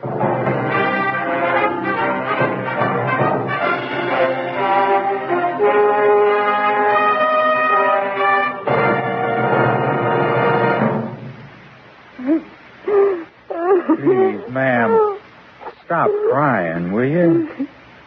I just can't stand to see a woman shedding tears. Oh, God. You know, I just decided on something. You're being so nice to me. I'm giving you back your letters. I don't care about them. You'll find them in my office in the desk drawer. Sorry I can't present them personally, but I'll be out of town. Look, don't even talk to me. Oh. Okay. Say, you got a piano around this place? I might sing a song or two until that messenger comes. Might help to soothe you. Folks at home were always very complimentary about the way I sang. Why, they... Oh, messenger. Hold on a minute. Let me tell you something first. What is it? Don't try any fancy stuff when he comes in. Just act like I'm an old friend of the family. Because if you don't, I'll still have a gun. Well, I know. All right, now go answer it. You... Just a minute. Hello, Mrs. Stanton. Oh, hello. You're from my husband's lawyer, aren't you? Come in, please. Thank you. Come right in here. Yes, ma'am. Did you bring $2,000? That's what I asked for. Is it for Mr. Irvin here? How'd you know me? I've been looking for you all Look out, day. he has a gun. I know. Oh, thank you. I'll just put the cuffs on him. And Mrs. Stanton, I'd like to have you give me the real facts.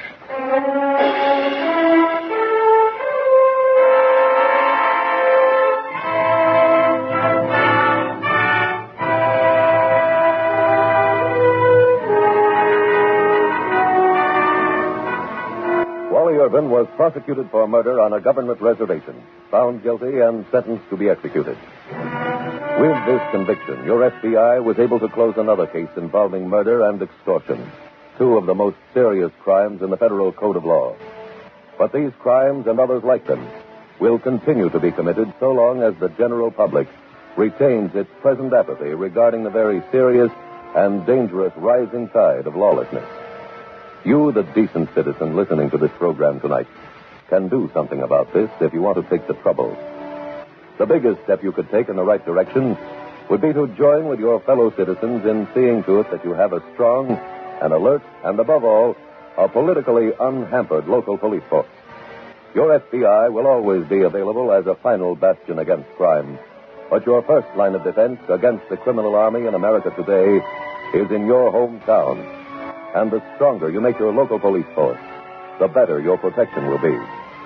That is the job you can do if you want to help in fighting America's rising tide of lawlessness.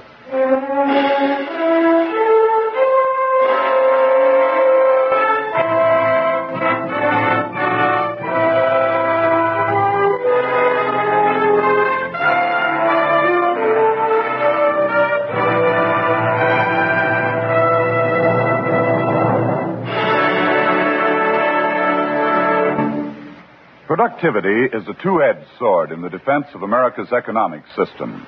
Increased production means increased armaments for repelling attack from without. At the same time, it means more consumer goods for repelling inflation from within. And you are one of the people who helps to forge this mighty sword. Yes, you. For the efforts of every single individual in the United States play a part in this drive. Our unrivaled ability to produce is a result of a combination of things. Increased use of machine power, individual freedom, free competition, free collective bargaining, individual labor skills, efficient methods of distribution, all contribute their share. But now, as the defense effort expands and the inflationary pressure increases, there is a greater need for teamwork than ever before. For a fuller explanation of how our economic system works, write to Box 10, Times Square Station, New York, for the free booklet, The Miracle of America. Meanwhile, remember, the better we produce, the stronger we grow.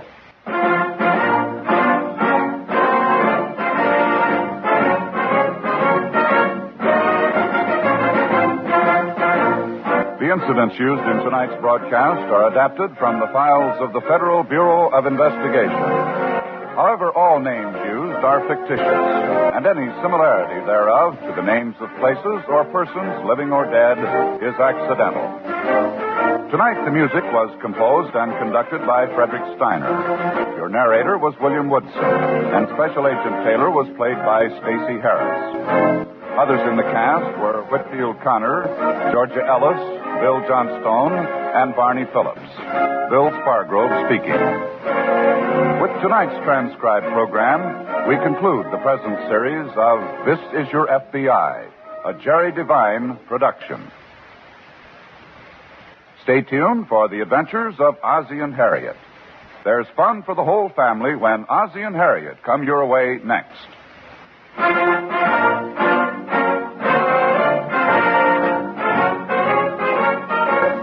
This program came to you from Hollywood. The Lone Ranger celebrates its 20th anniversary today on ABC Radio Network. And the last show of the series of This Is Your FBI. And while This Is Your FBI was probably the best known show, the FBI in Peace and War would go on for another, I believe, 5 years over on CBS. January 30th, 1953, 72 years ago, This Is Your FBI.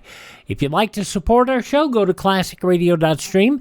And yeah, there's a lot of interesting information there, including about the show that you'll be hearing in a couple of days with Jack Benny on Suspense. Got a whole write-up of his appearances on Suspense over there.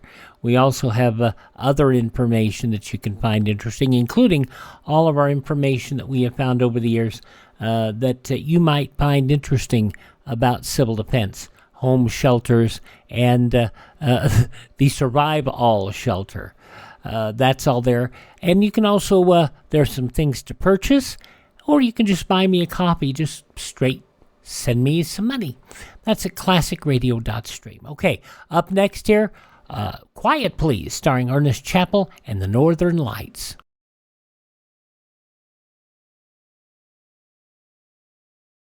Mom, can I take this can of used fat to the store and keep the money?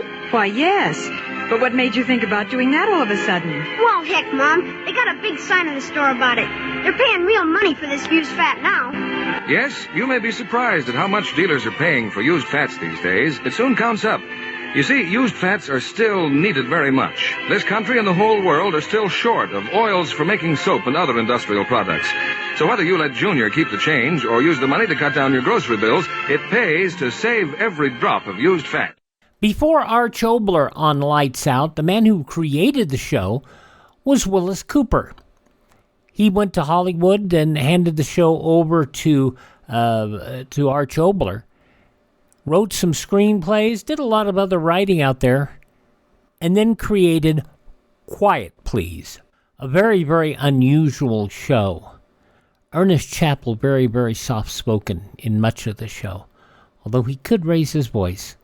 76 years ago, January 30th, 1949, time travel and talking caterpillars in this love story called Northern Lights. Quiet, please. Quiet, please.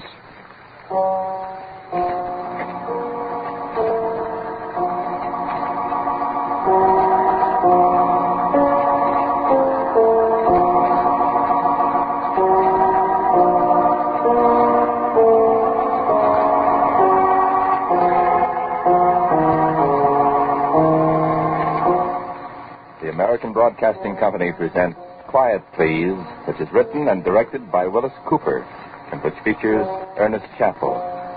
Quiet Please for today is called Northern Lights.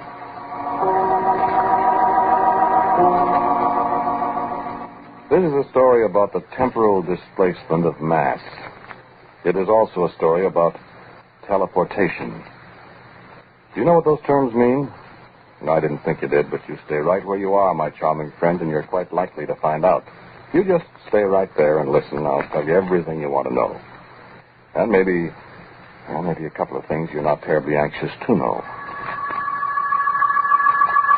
Ever see the Northern Lights?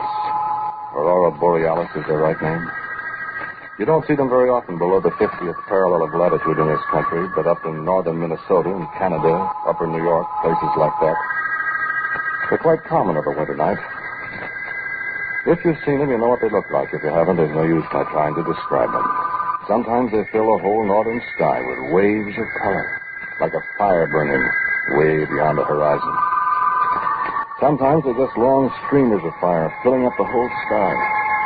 And another time they look like gigantic, fringed curtains of pure light, swaying as if some cold cosmic breeze plucked at them, way far off there to the north.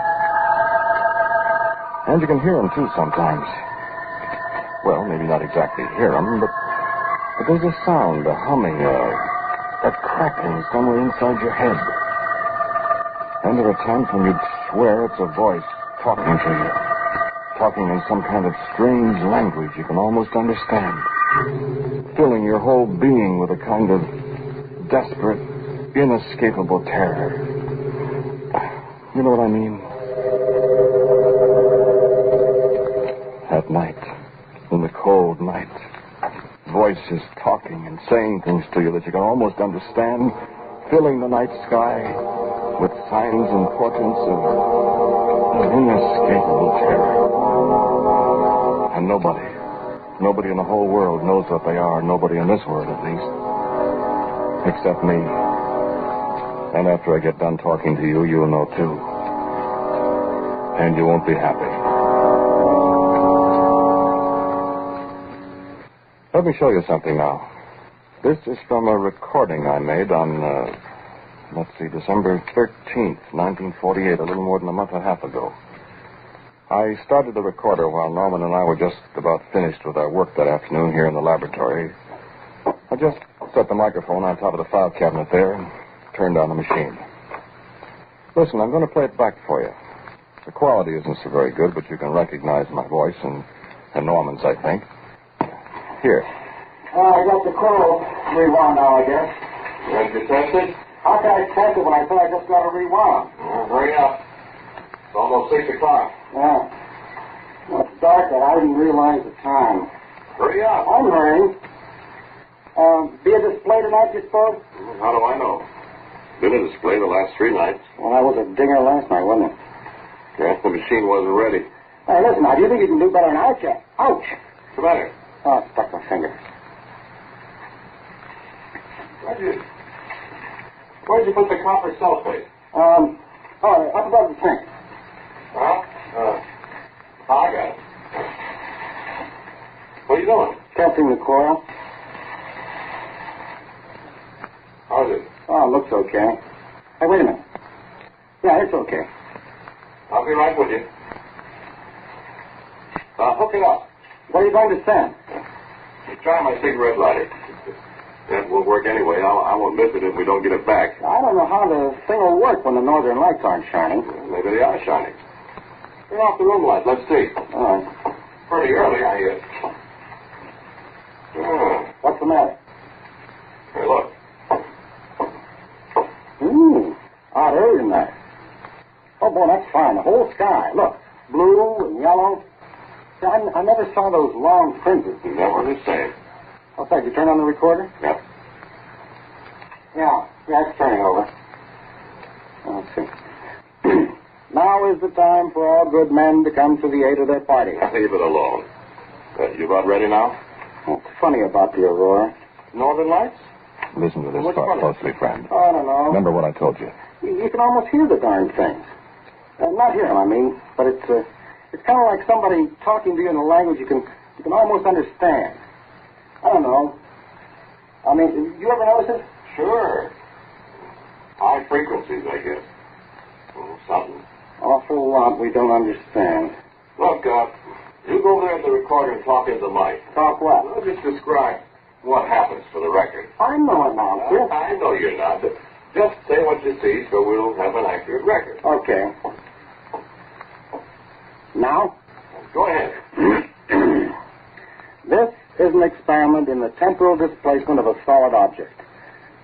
In other words, the first actual demonstration of a time machine, if it works. It'll work all right. Go on. Paul is now placing his old beat-up cigarette lighter on the stage of the hyperkey candelator, and he is now setting the microchronometer to determine how far into the future he's going to send the lighter. Well, how far, Paul? 10 seconds. 10 seconds. At the end of that time, if our calculations are correct, and we hope they are, the cigarette lighter will reappear. In that period of time, it will have been into the future. We could send it farther into the future if we wanted to, I guess, but we'd just have to wait that much longer for time to catch up with it and make it reappear.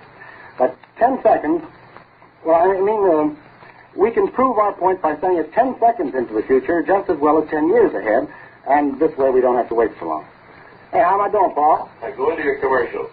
When Paul presses a little button, the cigarette lighter will turn to nothing. That's not rocket.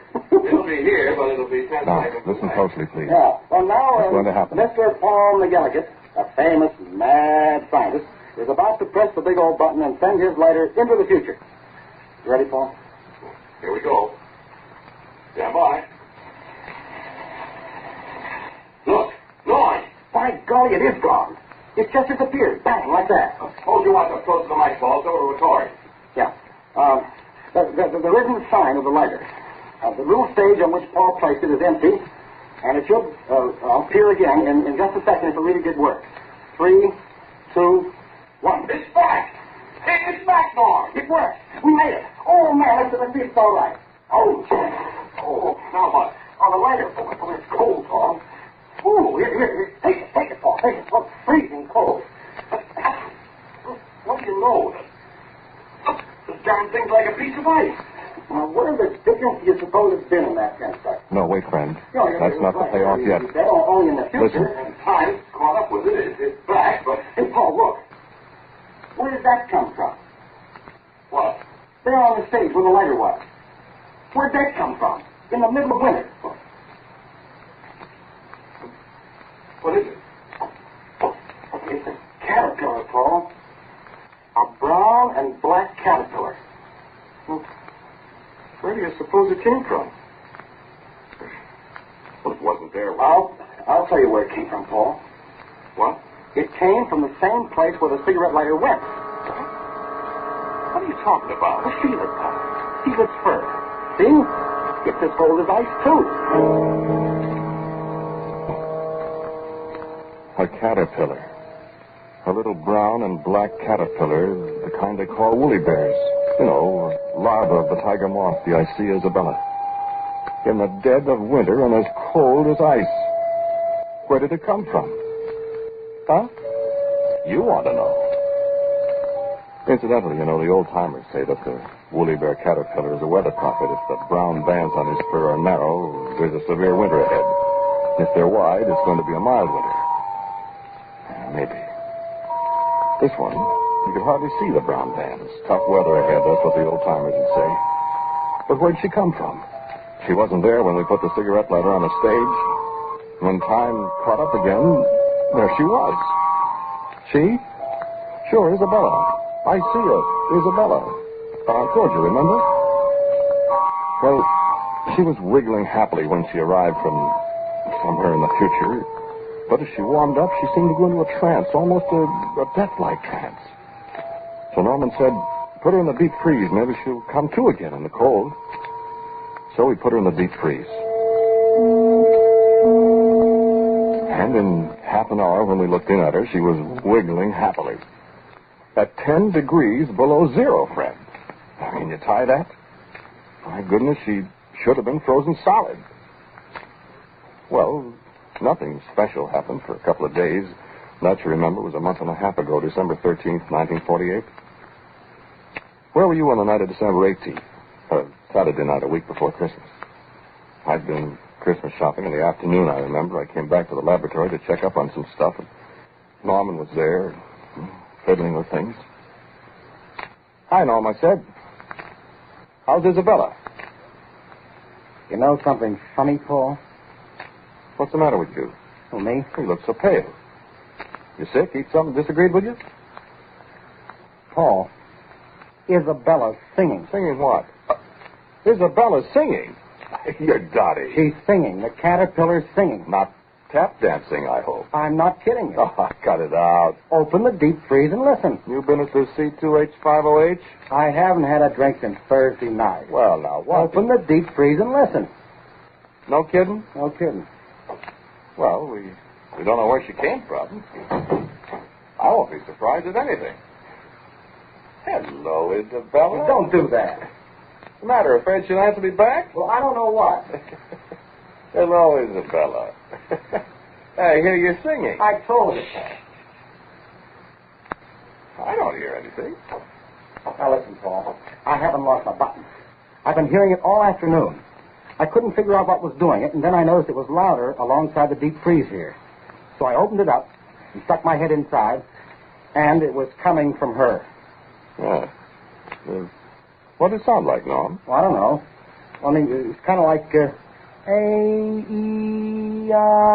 A-E-I? Didn't she say A-E-I-O-U and sometimes W and Y? Now, don't rib me. I tell you, I heard it.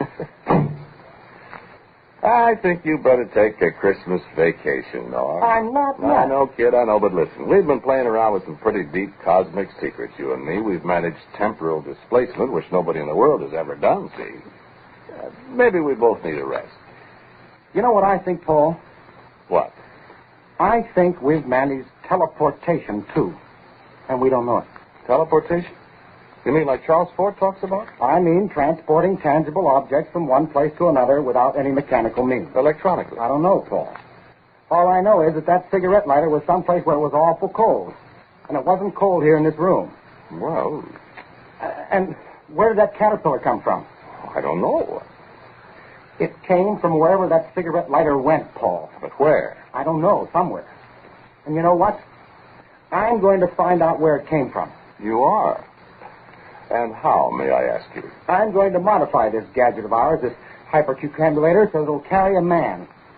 And then, my dear boss, I'm going to sit down in it and have you send me out there somewhere in time and space and come back and tell you all about it. That's all for tonight, Bud. What? Come on, I'll take you out and buy you a drink. I'm not fooling, Paul. Okay, you're not fooling, Norm. Get your hat and coat and come on. I prescribe hot-buttered rum. Well... Turn off the lights. Will you listen to me for a minute? Turn off the lights. I want hot-buttered rum. Okay. Gosh, look out of that window. The northern lights. Oh, they're really bright tonight. Sure are. Look how they pulse. Up, down, Up. Down. Norm, Up. What? look at the deep freeze there in the dark. What about? You see it? Light bulb. Light. I see it, Norm. It's right in step with the northern lights. And the same colors. Red. Red. Blue. Blue. Up. Down. Up. Coming from the deep freeze where our little friend Isabella was singing to you. Now, what do you... Paul, listen. I don't... Listen.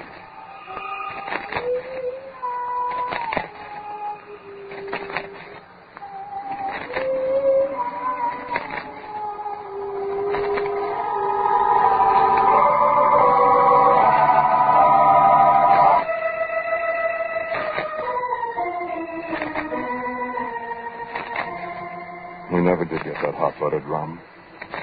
We stayed there in the laboratory for a long time, listening to the voice of the thing in the box, endlessly repeating A-E-I-O-U, the vowel sounds of our speech, and watching the light that pulsed up from the deep freeze in perfect rhythm with the flickering of the northern lights we watched in the wind. And we thought long, long thoughts that I don't remember any too clearly now. I do know we both of us thought of ways to perfect our little mechanism, our time machine. Our machine that brought back a little cold brown and black caterpillar from somewhere. And when it was morning, and the lights had faded from the northern skies, we found that our machine was very different.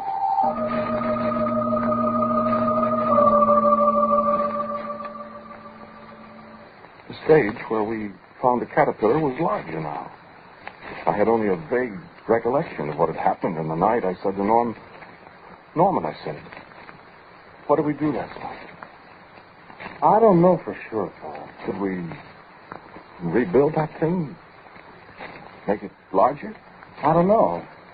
I think I dreamed I was working on it. I think I hit my finger with a hammer. I see. Thumb's all bruised. Certainly looks it. Well, nobody could have gotten in here. The door's locked. The machine's certainly different. This coil, I think. Look, it's rewound it. Did I do that? My head hurts. Mine, too. Oh, I don't get it. I don't either. I wish I could. Listen, Norm. What? Maybe we did change it. Well, how could we have done all that by ourselves? I've got an idea. What? Why, maybe Isabella helped us. The caterpillar? Oh, let's see, shall we? Open the deep freeze. Well, I opened it. It was empty. There wasn't any brown and black caterpillar in the deep freeze. We took a flashlight and looked over every inch of it. Stood there and looked at each other. For a whole minute. Norman said, well. I just shook my head. We went over and sat down. All of a sudden I said, I found her, Norman. And there she was. There was little Isabella the caterpillar, crumpled up, stone dead on the floor of the laboratory. Now, you know, caterpillars have little tiny paws. And one of Isabella's paws was the end of a long piece of wire that ran up to the generator coil. Well, how did she get out? And I said the thing couldn't be opened from the inside. I said it was fastened down tight when I took the lid off just now. But she did get out. Maybe she did help us, Norm, I said. And he just sat there and stared at me. And I got up and put on my overcoat. Where are you going? Where are you going, Paul? I said, I'm going to find out something, Norman. Where I'm going, it's cold, I said. I know that, and I'm going to find out what's been going on and where that caterpillar came from. Norm goggled at me. I stepped on the stage of the machine that was to take me away somewhere in time, space. I said, Norm, turn it on.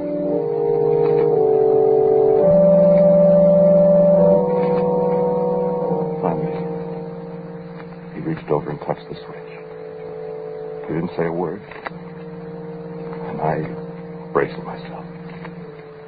I nodded at him. Go ahead, I said. And he pressed the switch. And nothing happened at all. Nothing. Why? I know, Paul, I know. It's daylight, and there aren't any northern lights.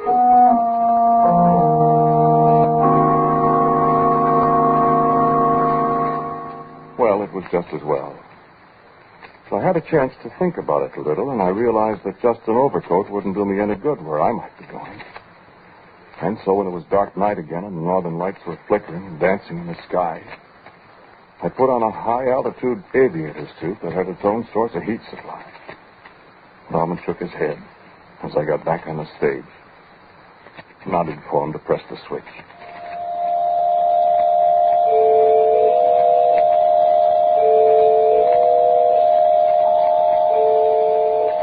Cold. You've never been cold, friend. Dark. You wouldn't know how dark it can get. And I was standing on an immense plain that stretched so far into the distance, a plain of snow and eternal ice. A dead, cold, white world with the blackest sky above me. And the northern lights reached from horizon to horizon. Even through the high-altitude suit, I could feel a biting cold. And I was afraid. Shivering, abjectly afraid. The streamers of the northern lights reached down toward me and wrapped about me. I heard a sound of voices screaming into my mind. I could understand them. I wished heartily I'd never played around with cosmic forces. I yelled inside the heavy helmet. I yelled, Norman! Norman, bring me back! And there was nobody to hear me. No, I don't know what I was. Another planet. Maybe the North Pole. Maybe the lights were all around me. Maybe that's where it was. But it was the most terrible, awful, cold, lonely place you could imagine in 100 years. The lights, the flickering, living lights crawled over me and beat at me. I could almost understand what they were saying. And then, the crash. The sudden blackness. I was standing again in the laboratory. I'd left only a few short seconds ago, and Norman was tearing at the fastenings of my suit and beating at me with both hands. I wondered what in the world he was doing until I got the helmet off. He was rushing caterpillars off me. Thousands of cold, freezing cold, brown and black Isabella caterpillars. I was in bed for a week or more. I don't know how long. Wherever it was I'd been, I'd barely frozen to death in those short seconds.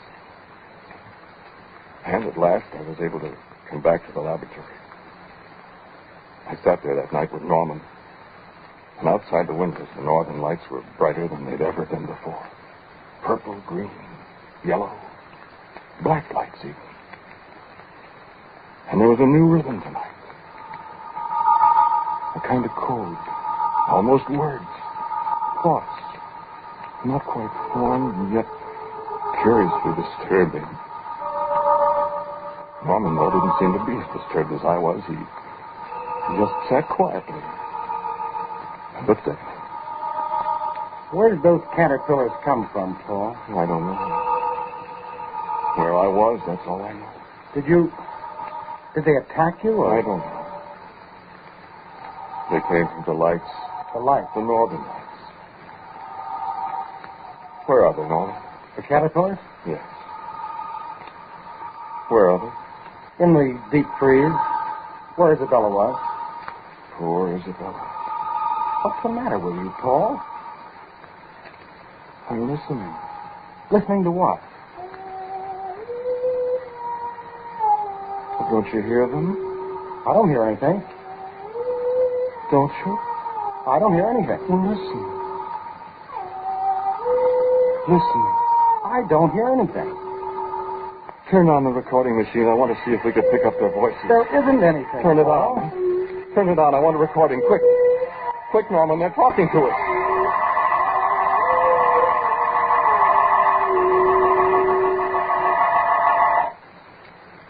Listen, friend. I want to play you another recording. This is what came out of our tape recorder that night when I was listening to the voices. And Norman couldn't hear anything. Just listen. I still don't hear anything, Paul. Be still. Listen. I tell you, Listen. What's that? Look at the deep freeze. The top's coming open. Look at the light around it, Paul. Be quiet. What? How did they... Good Lord, look. The caterpillars are coming out, Paul. Look at them. There's millions of them. Be still, Norman. But Paul, your voice. Be still, I said. What's the matter with your voice? We want to talk to you. You what? You said we. Why, of course, Norman. We. Who for the... It is Paul's voice, Norman. Paul's voice. Voice. But it is not Paul speaking. Listen.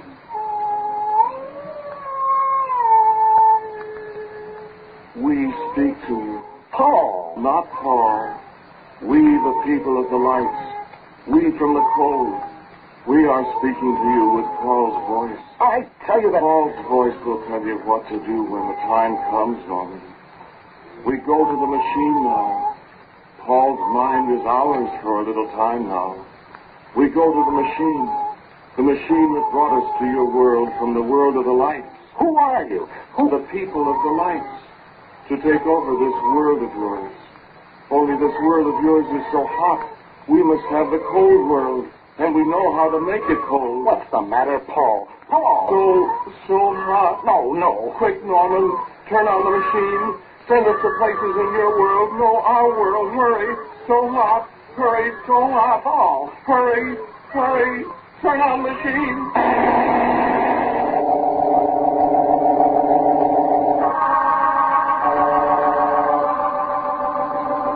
That's the end of the recording.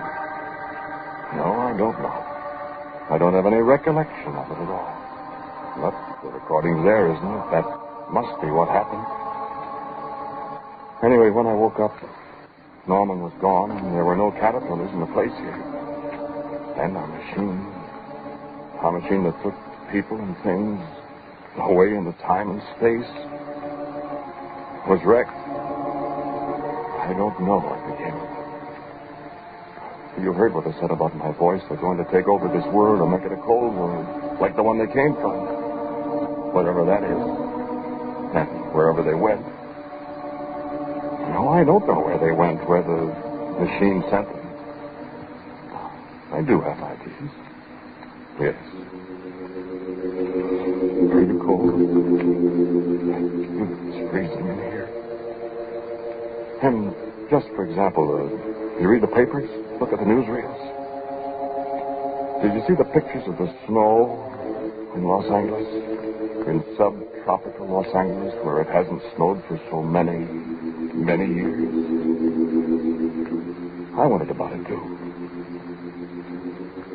I wonder if anybody saw any brown and black woolly bear caterpillars in Los Angeles. Larger than the tiger moth I see, Isabella.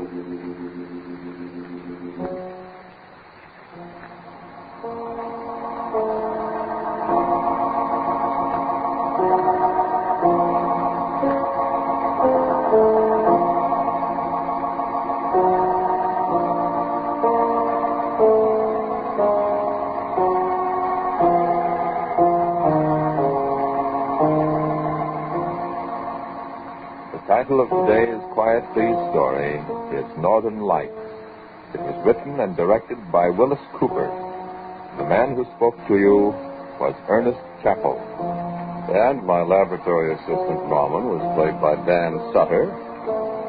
The voices of Isabella and her friends was that of Cecil Roy. As usual, music for Quiet Please is played by Albert Berman. Now, for a word about next week, our writer-director, my good friend Willis Cooper. Thank you for listening to Quiet Please. For next week, I have a story for you that comes from the steel mills out South Chicago way. It's called At the Heat, Bogdan.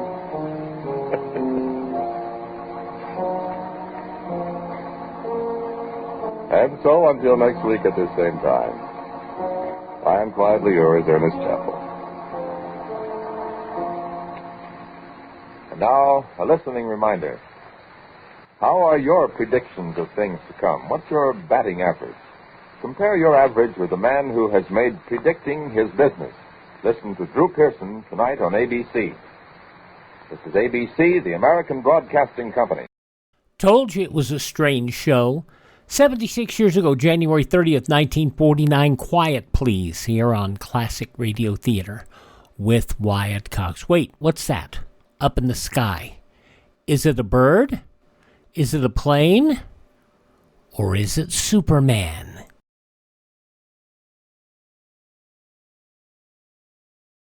There's a price tag on almost everything. Whether you drive a shiny new 1952 model or a pre-war jalopy, you had to pay the price. And when you're driving that car, remember that speed also has its price. The price tag on speed violations last year was 15,000 killed and 500,000 injured. This year, thousands of lives can be saved if you and millions of other motorists come to the sober realization that speed is the biggest killer on the highways and resolve to slow down before you or someone else pays the price that must be paid for it. You can do your part by keeping within speed limits. At all times, drive as though your life depends on it. It does. And we'll wrap up this Thursday edition of Classic Radio Theater with an episode of Superman and the story about Lita the Leopard Woman. This episode, originally broadcast January 30th, 1942, 83 years ago. Presenting the transcription feature, Superman. Look, up in the sky. It's a bird. It's a plane. It's Superman. Yes, it's Superman, strange visitor from the planet Krypton, who came to Earth with powers and abilities far beyond those of mortal men. Superman who can leap tall buildings at a single bound, race a speeding bullet to its target, bend steel in his bare hands, and who, disguised as Clark Kent, mild-mannered reporter for a great metropolitan newspaper, fights a never-ending battle for truth and justice. But before we join Superman, listen. And now to our story. When the Leopard Woman, cunning leader of an Oriental spy ring, gained her freedom by a clever ruse, Major Campbell, chief of the Secret Service, dismissed Clark Kent from further duty. Kent, who had created the plan of letting the Leopard Woman escape from jail so that she might lead them to the spy ring's headquarters, was certain she herself had no idea where her henchmen had moved after abandoning their original hideout. Kent felt the Leopard Woman was waiting somewhere for a message. At the Daily Planet office, Kent found Lois going over some classified ads, one of which, strangely enough, offered a leopard skin for sale. On the slim chance that this was the message, he traced the address of the telephone number given in the ad, and taking Lois with him, made a call on the advertiser, a man named Brower. As we join them, they are standing in the dimly lit second-floor hallway of a waterfront house. Off in the distance, the foghorn of a lightship moans eerily. Kent knocks on the door. How can anyone live in a place like this? You'll be surprised. Shh, someone's coming. Who is it? Mr. Brower? Yes? We've come in reference to that leopard skin you've advertised. Just a minute.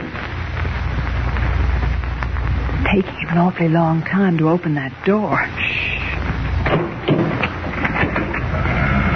Oh, how do you do? Come in. Oh, thank you. My name is Jones. This is Mrs. Jones. How do you do? How do you do? So, you want to buy the leopard skin? We'd like to see it. Oh, you want to see it? Yes. All right. I got it in the next room. I'll bring it in. Thank you.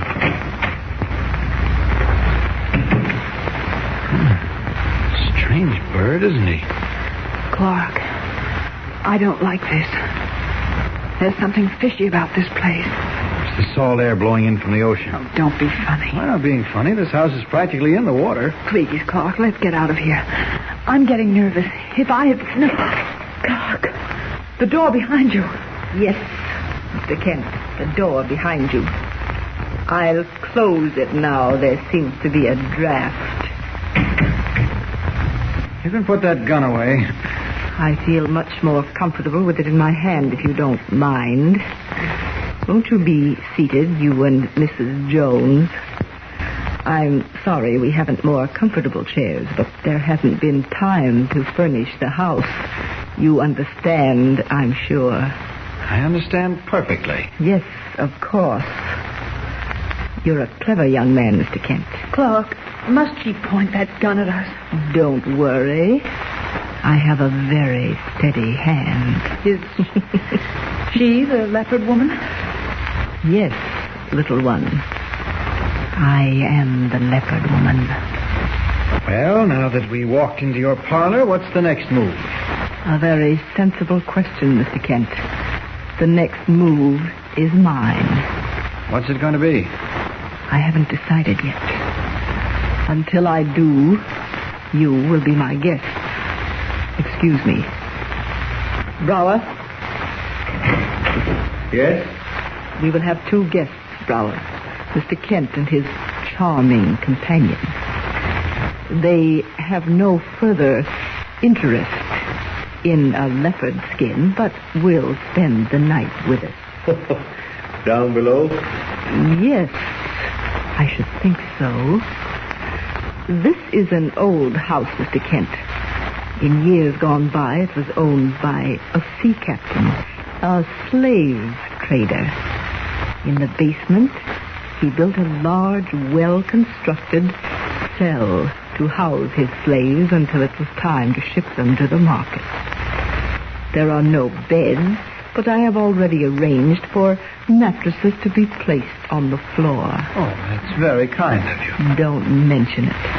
You were kind to me in permitting me to escape from that horrible prison. I am only showing my appreciation. Take them down, Brower. You have a gun? Yes. The others are on guard? Yes. Very good. Au revoir, Mr. Kent. Good night, little one. Come on, Jones. Grab the missus, and I'll show you the nicest leopard skin you ever laid eyes on.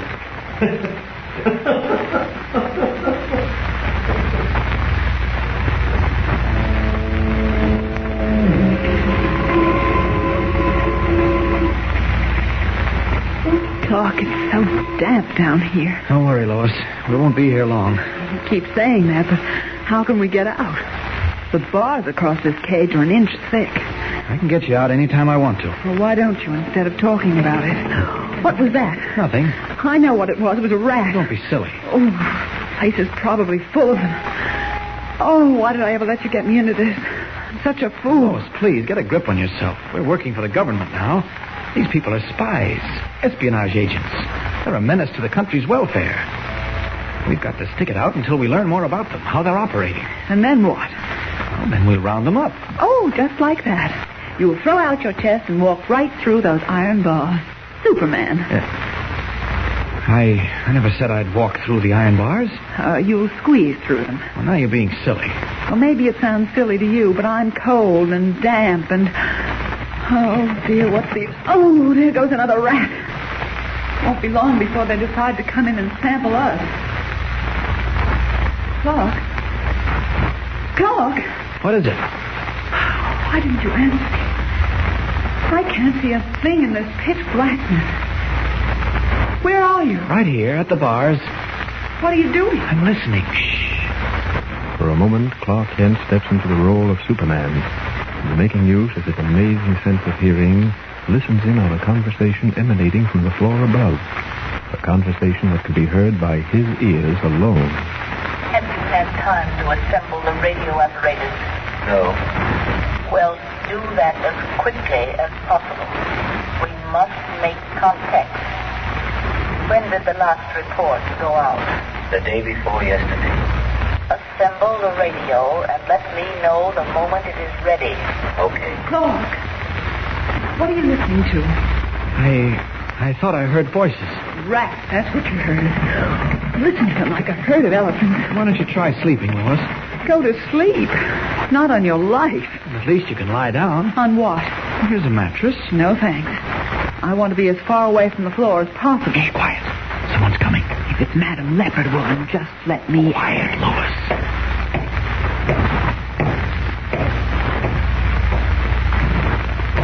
I didn't see anyone. Did you? Yes. A Jap. You must have cat's eyes. How can you see anything in this pitch-black darkness? Maybe it's a gift. He opened what looked like a fuse box and pulled a switch. Can you hear anything? No. There's a faint hum.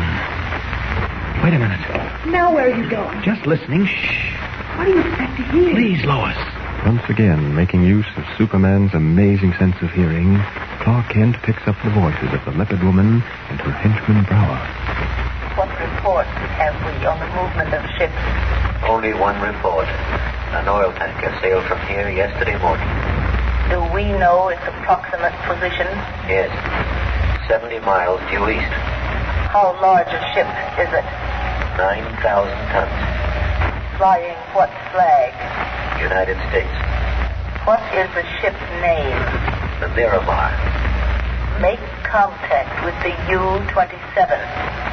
Give her the position of this oil tanker. Use code W on 22 kilocycles. Right.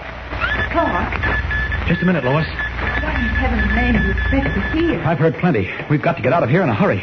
What do you want me to do, rub Aladdin's lamp and make a wish? You don't have to do that. I just discovered that a couple of the iron bars are loose. I think I can force them out. At least I can try. Now, you listen and tell me if anyone's coming. Okay. How does it look? All right.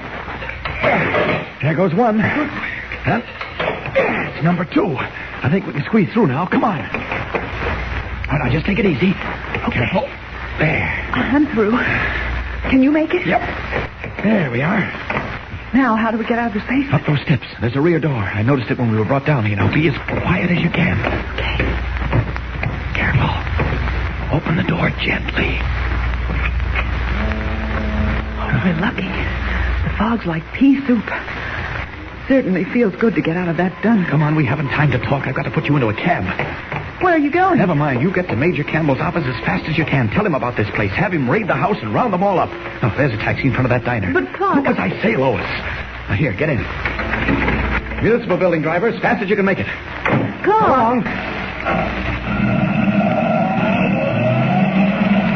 Now, I've got some work to do as Superman. There was no mistaking that message the leopard woman sent. It was to a submarine giving the position of an American oil tanker. I've got to get to that tanker before it's torpedoed. 70 miles due east. If I can find it in all this fog, I'm good. Up! Up! And away! Red Cape streaming, Superman vanishes into the heavy fog rolling in from the sea, heading due east in search of the doomed oil tanker. Somewhere in the vastness of the fog-bound ocean, an enemy submarine is preparing to stalk its unknowing prey. Will Superman locate the oil tanker before a deadly torpedo does? Don't miss the next exciting episode. Tune in and follow the story with Superman. Don't forget, tune in again for the next thrilling episode with Superman. Look, up in the sky. It's a bird. It's a plane. It's Superman.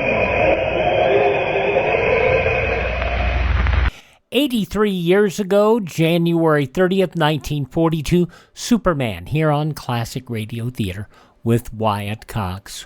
We'll have comedy tomorrow with my friend Irma, Father Knows Best, The Great Gildersleeve, our Miss Brooks, and Claudia. Thanks for being with us. We'll see you tomorrow for more Classic Radio Theater. I'm Wyatt Cox.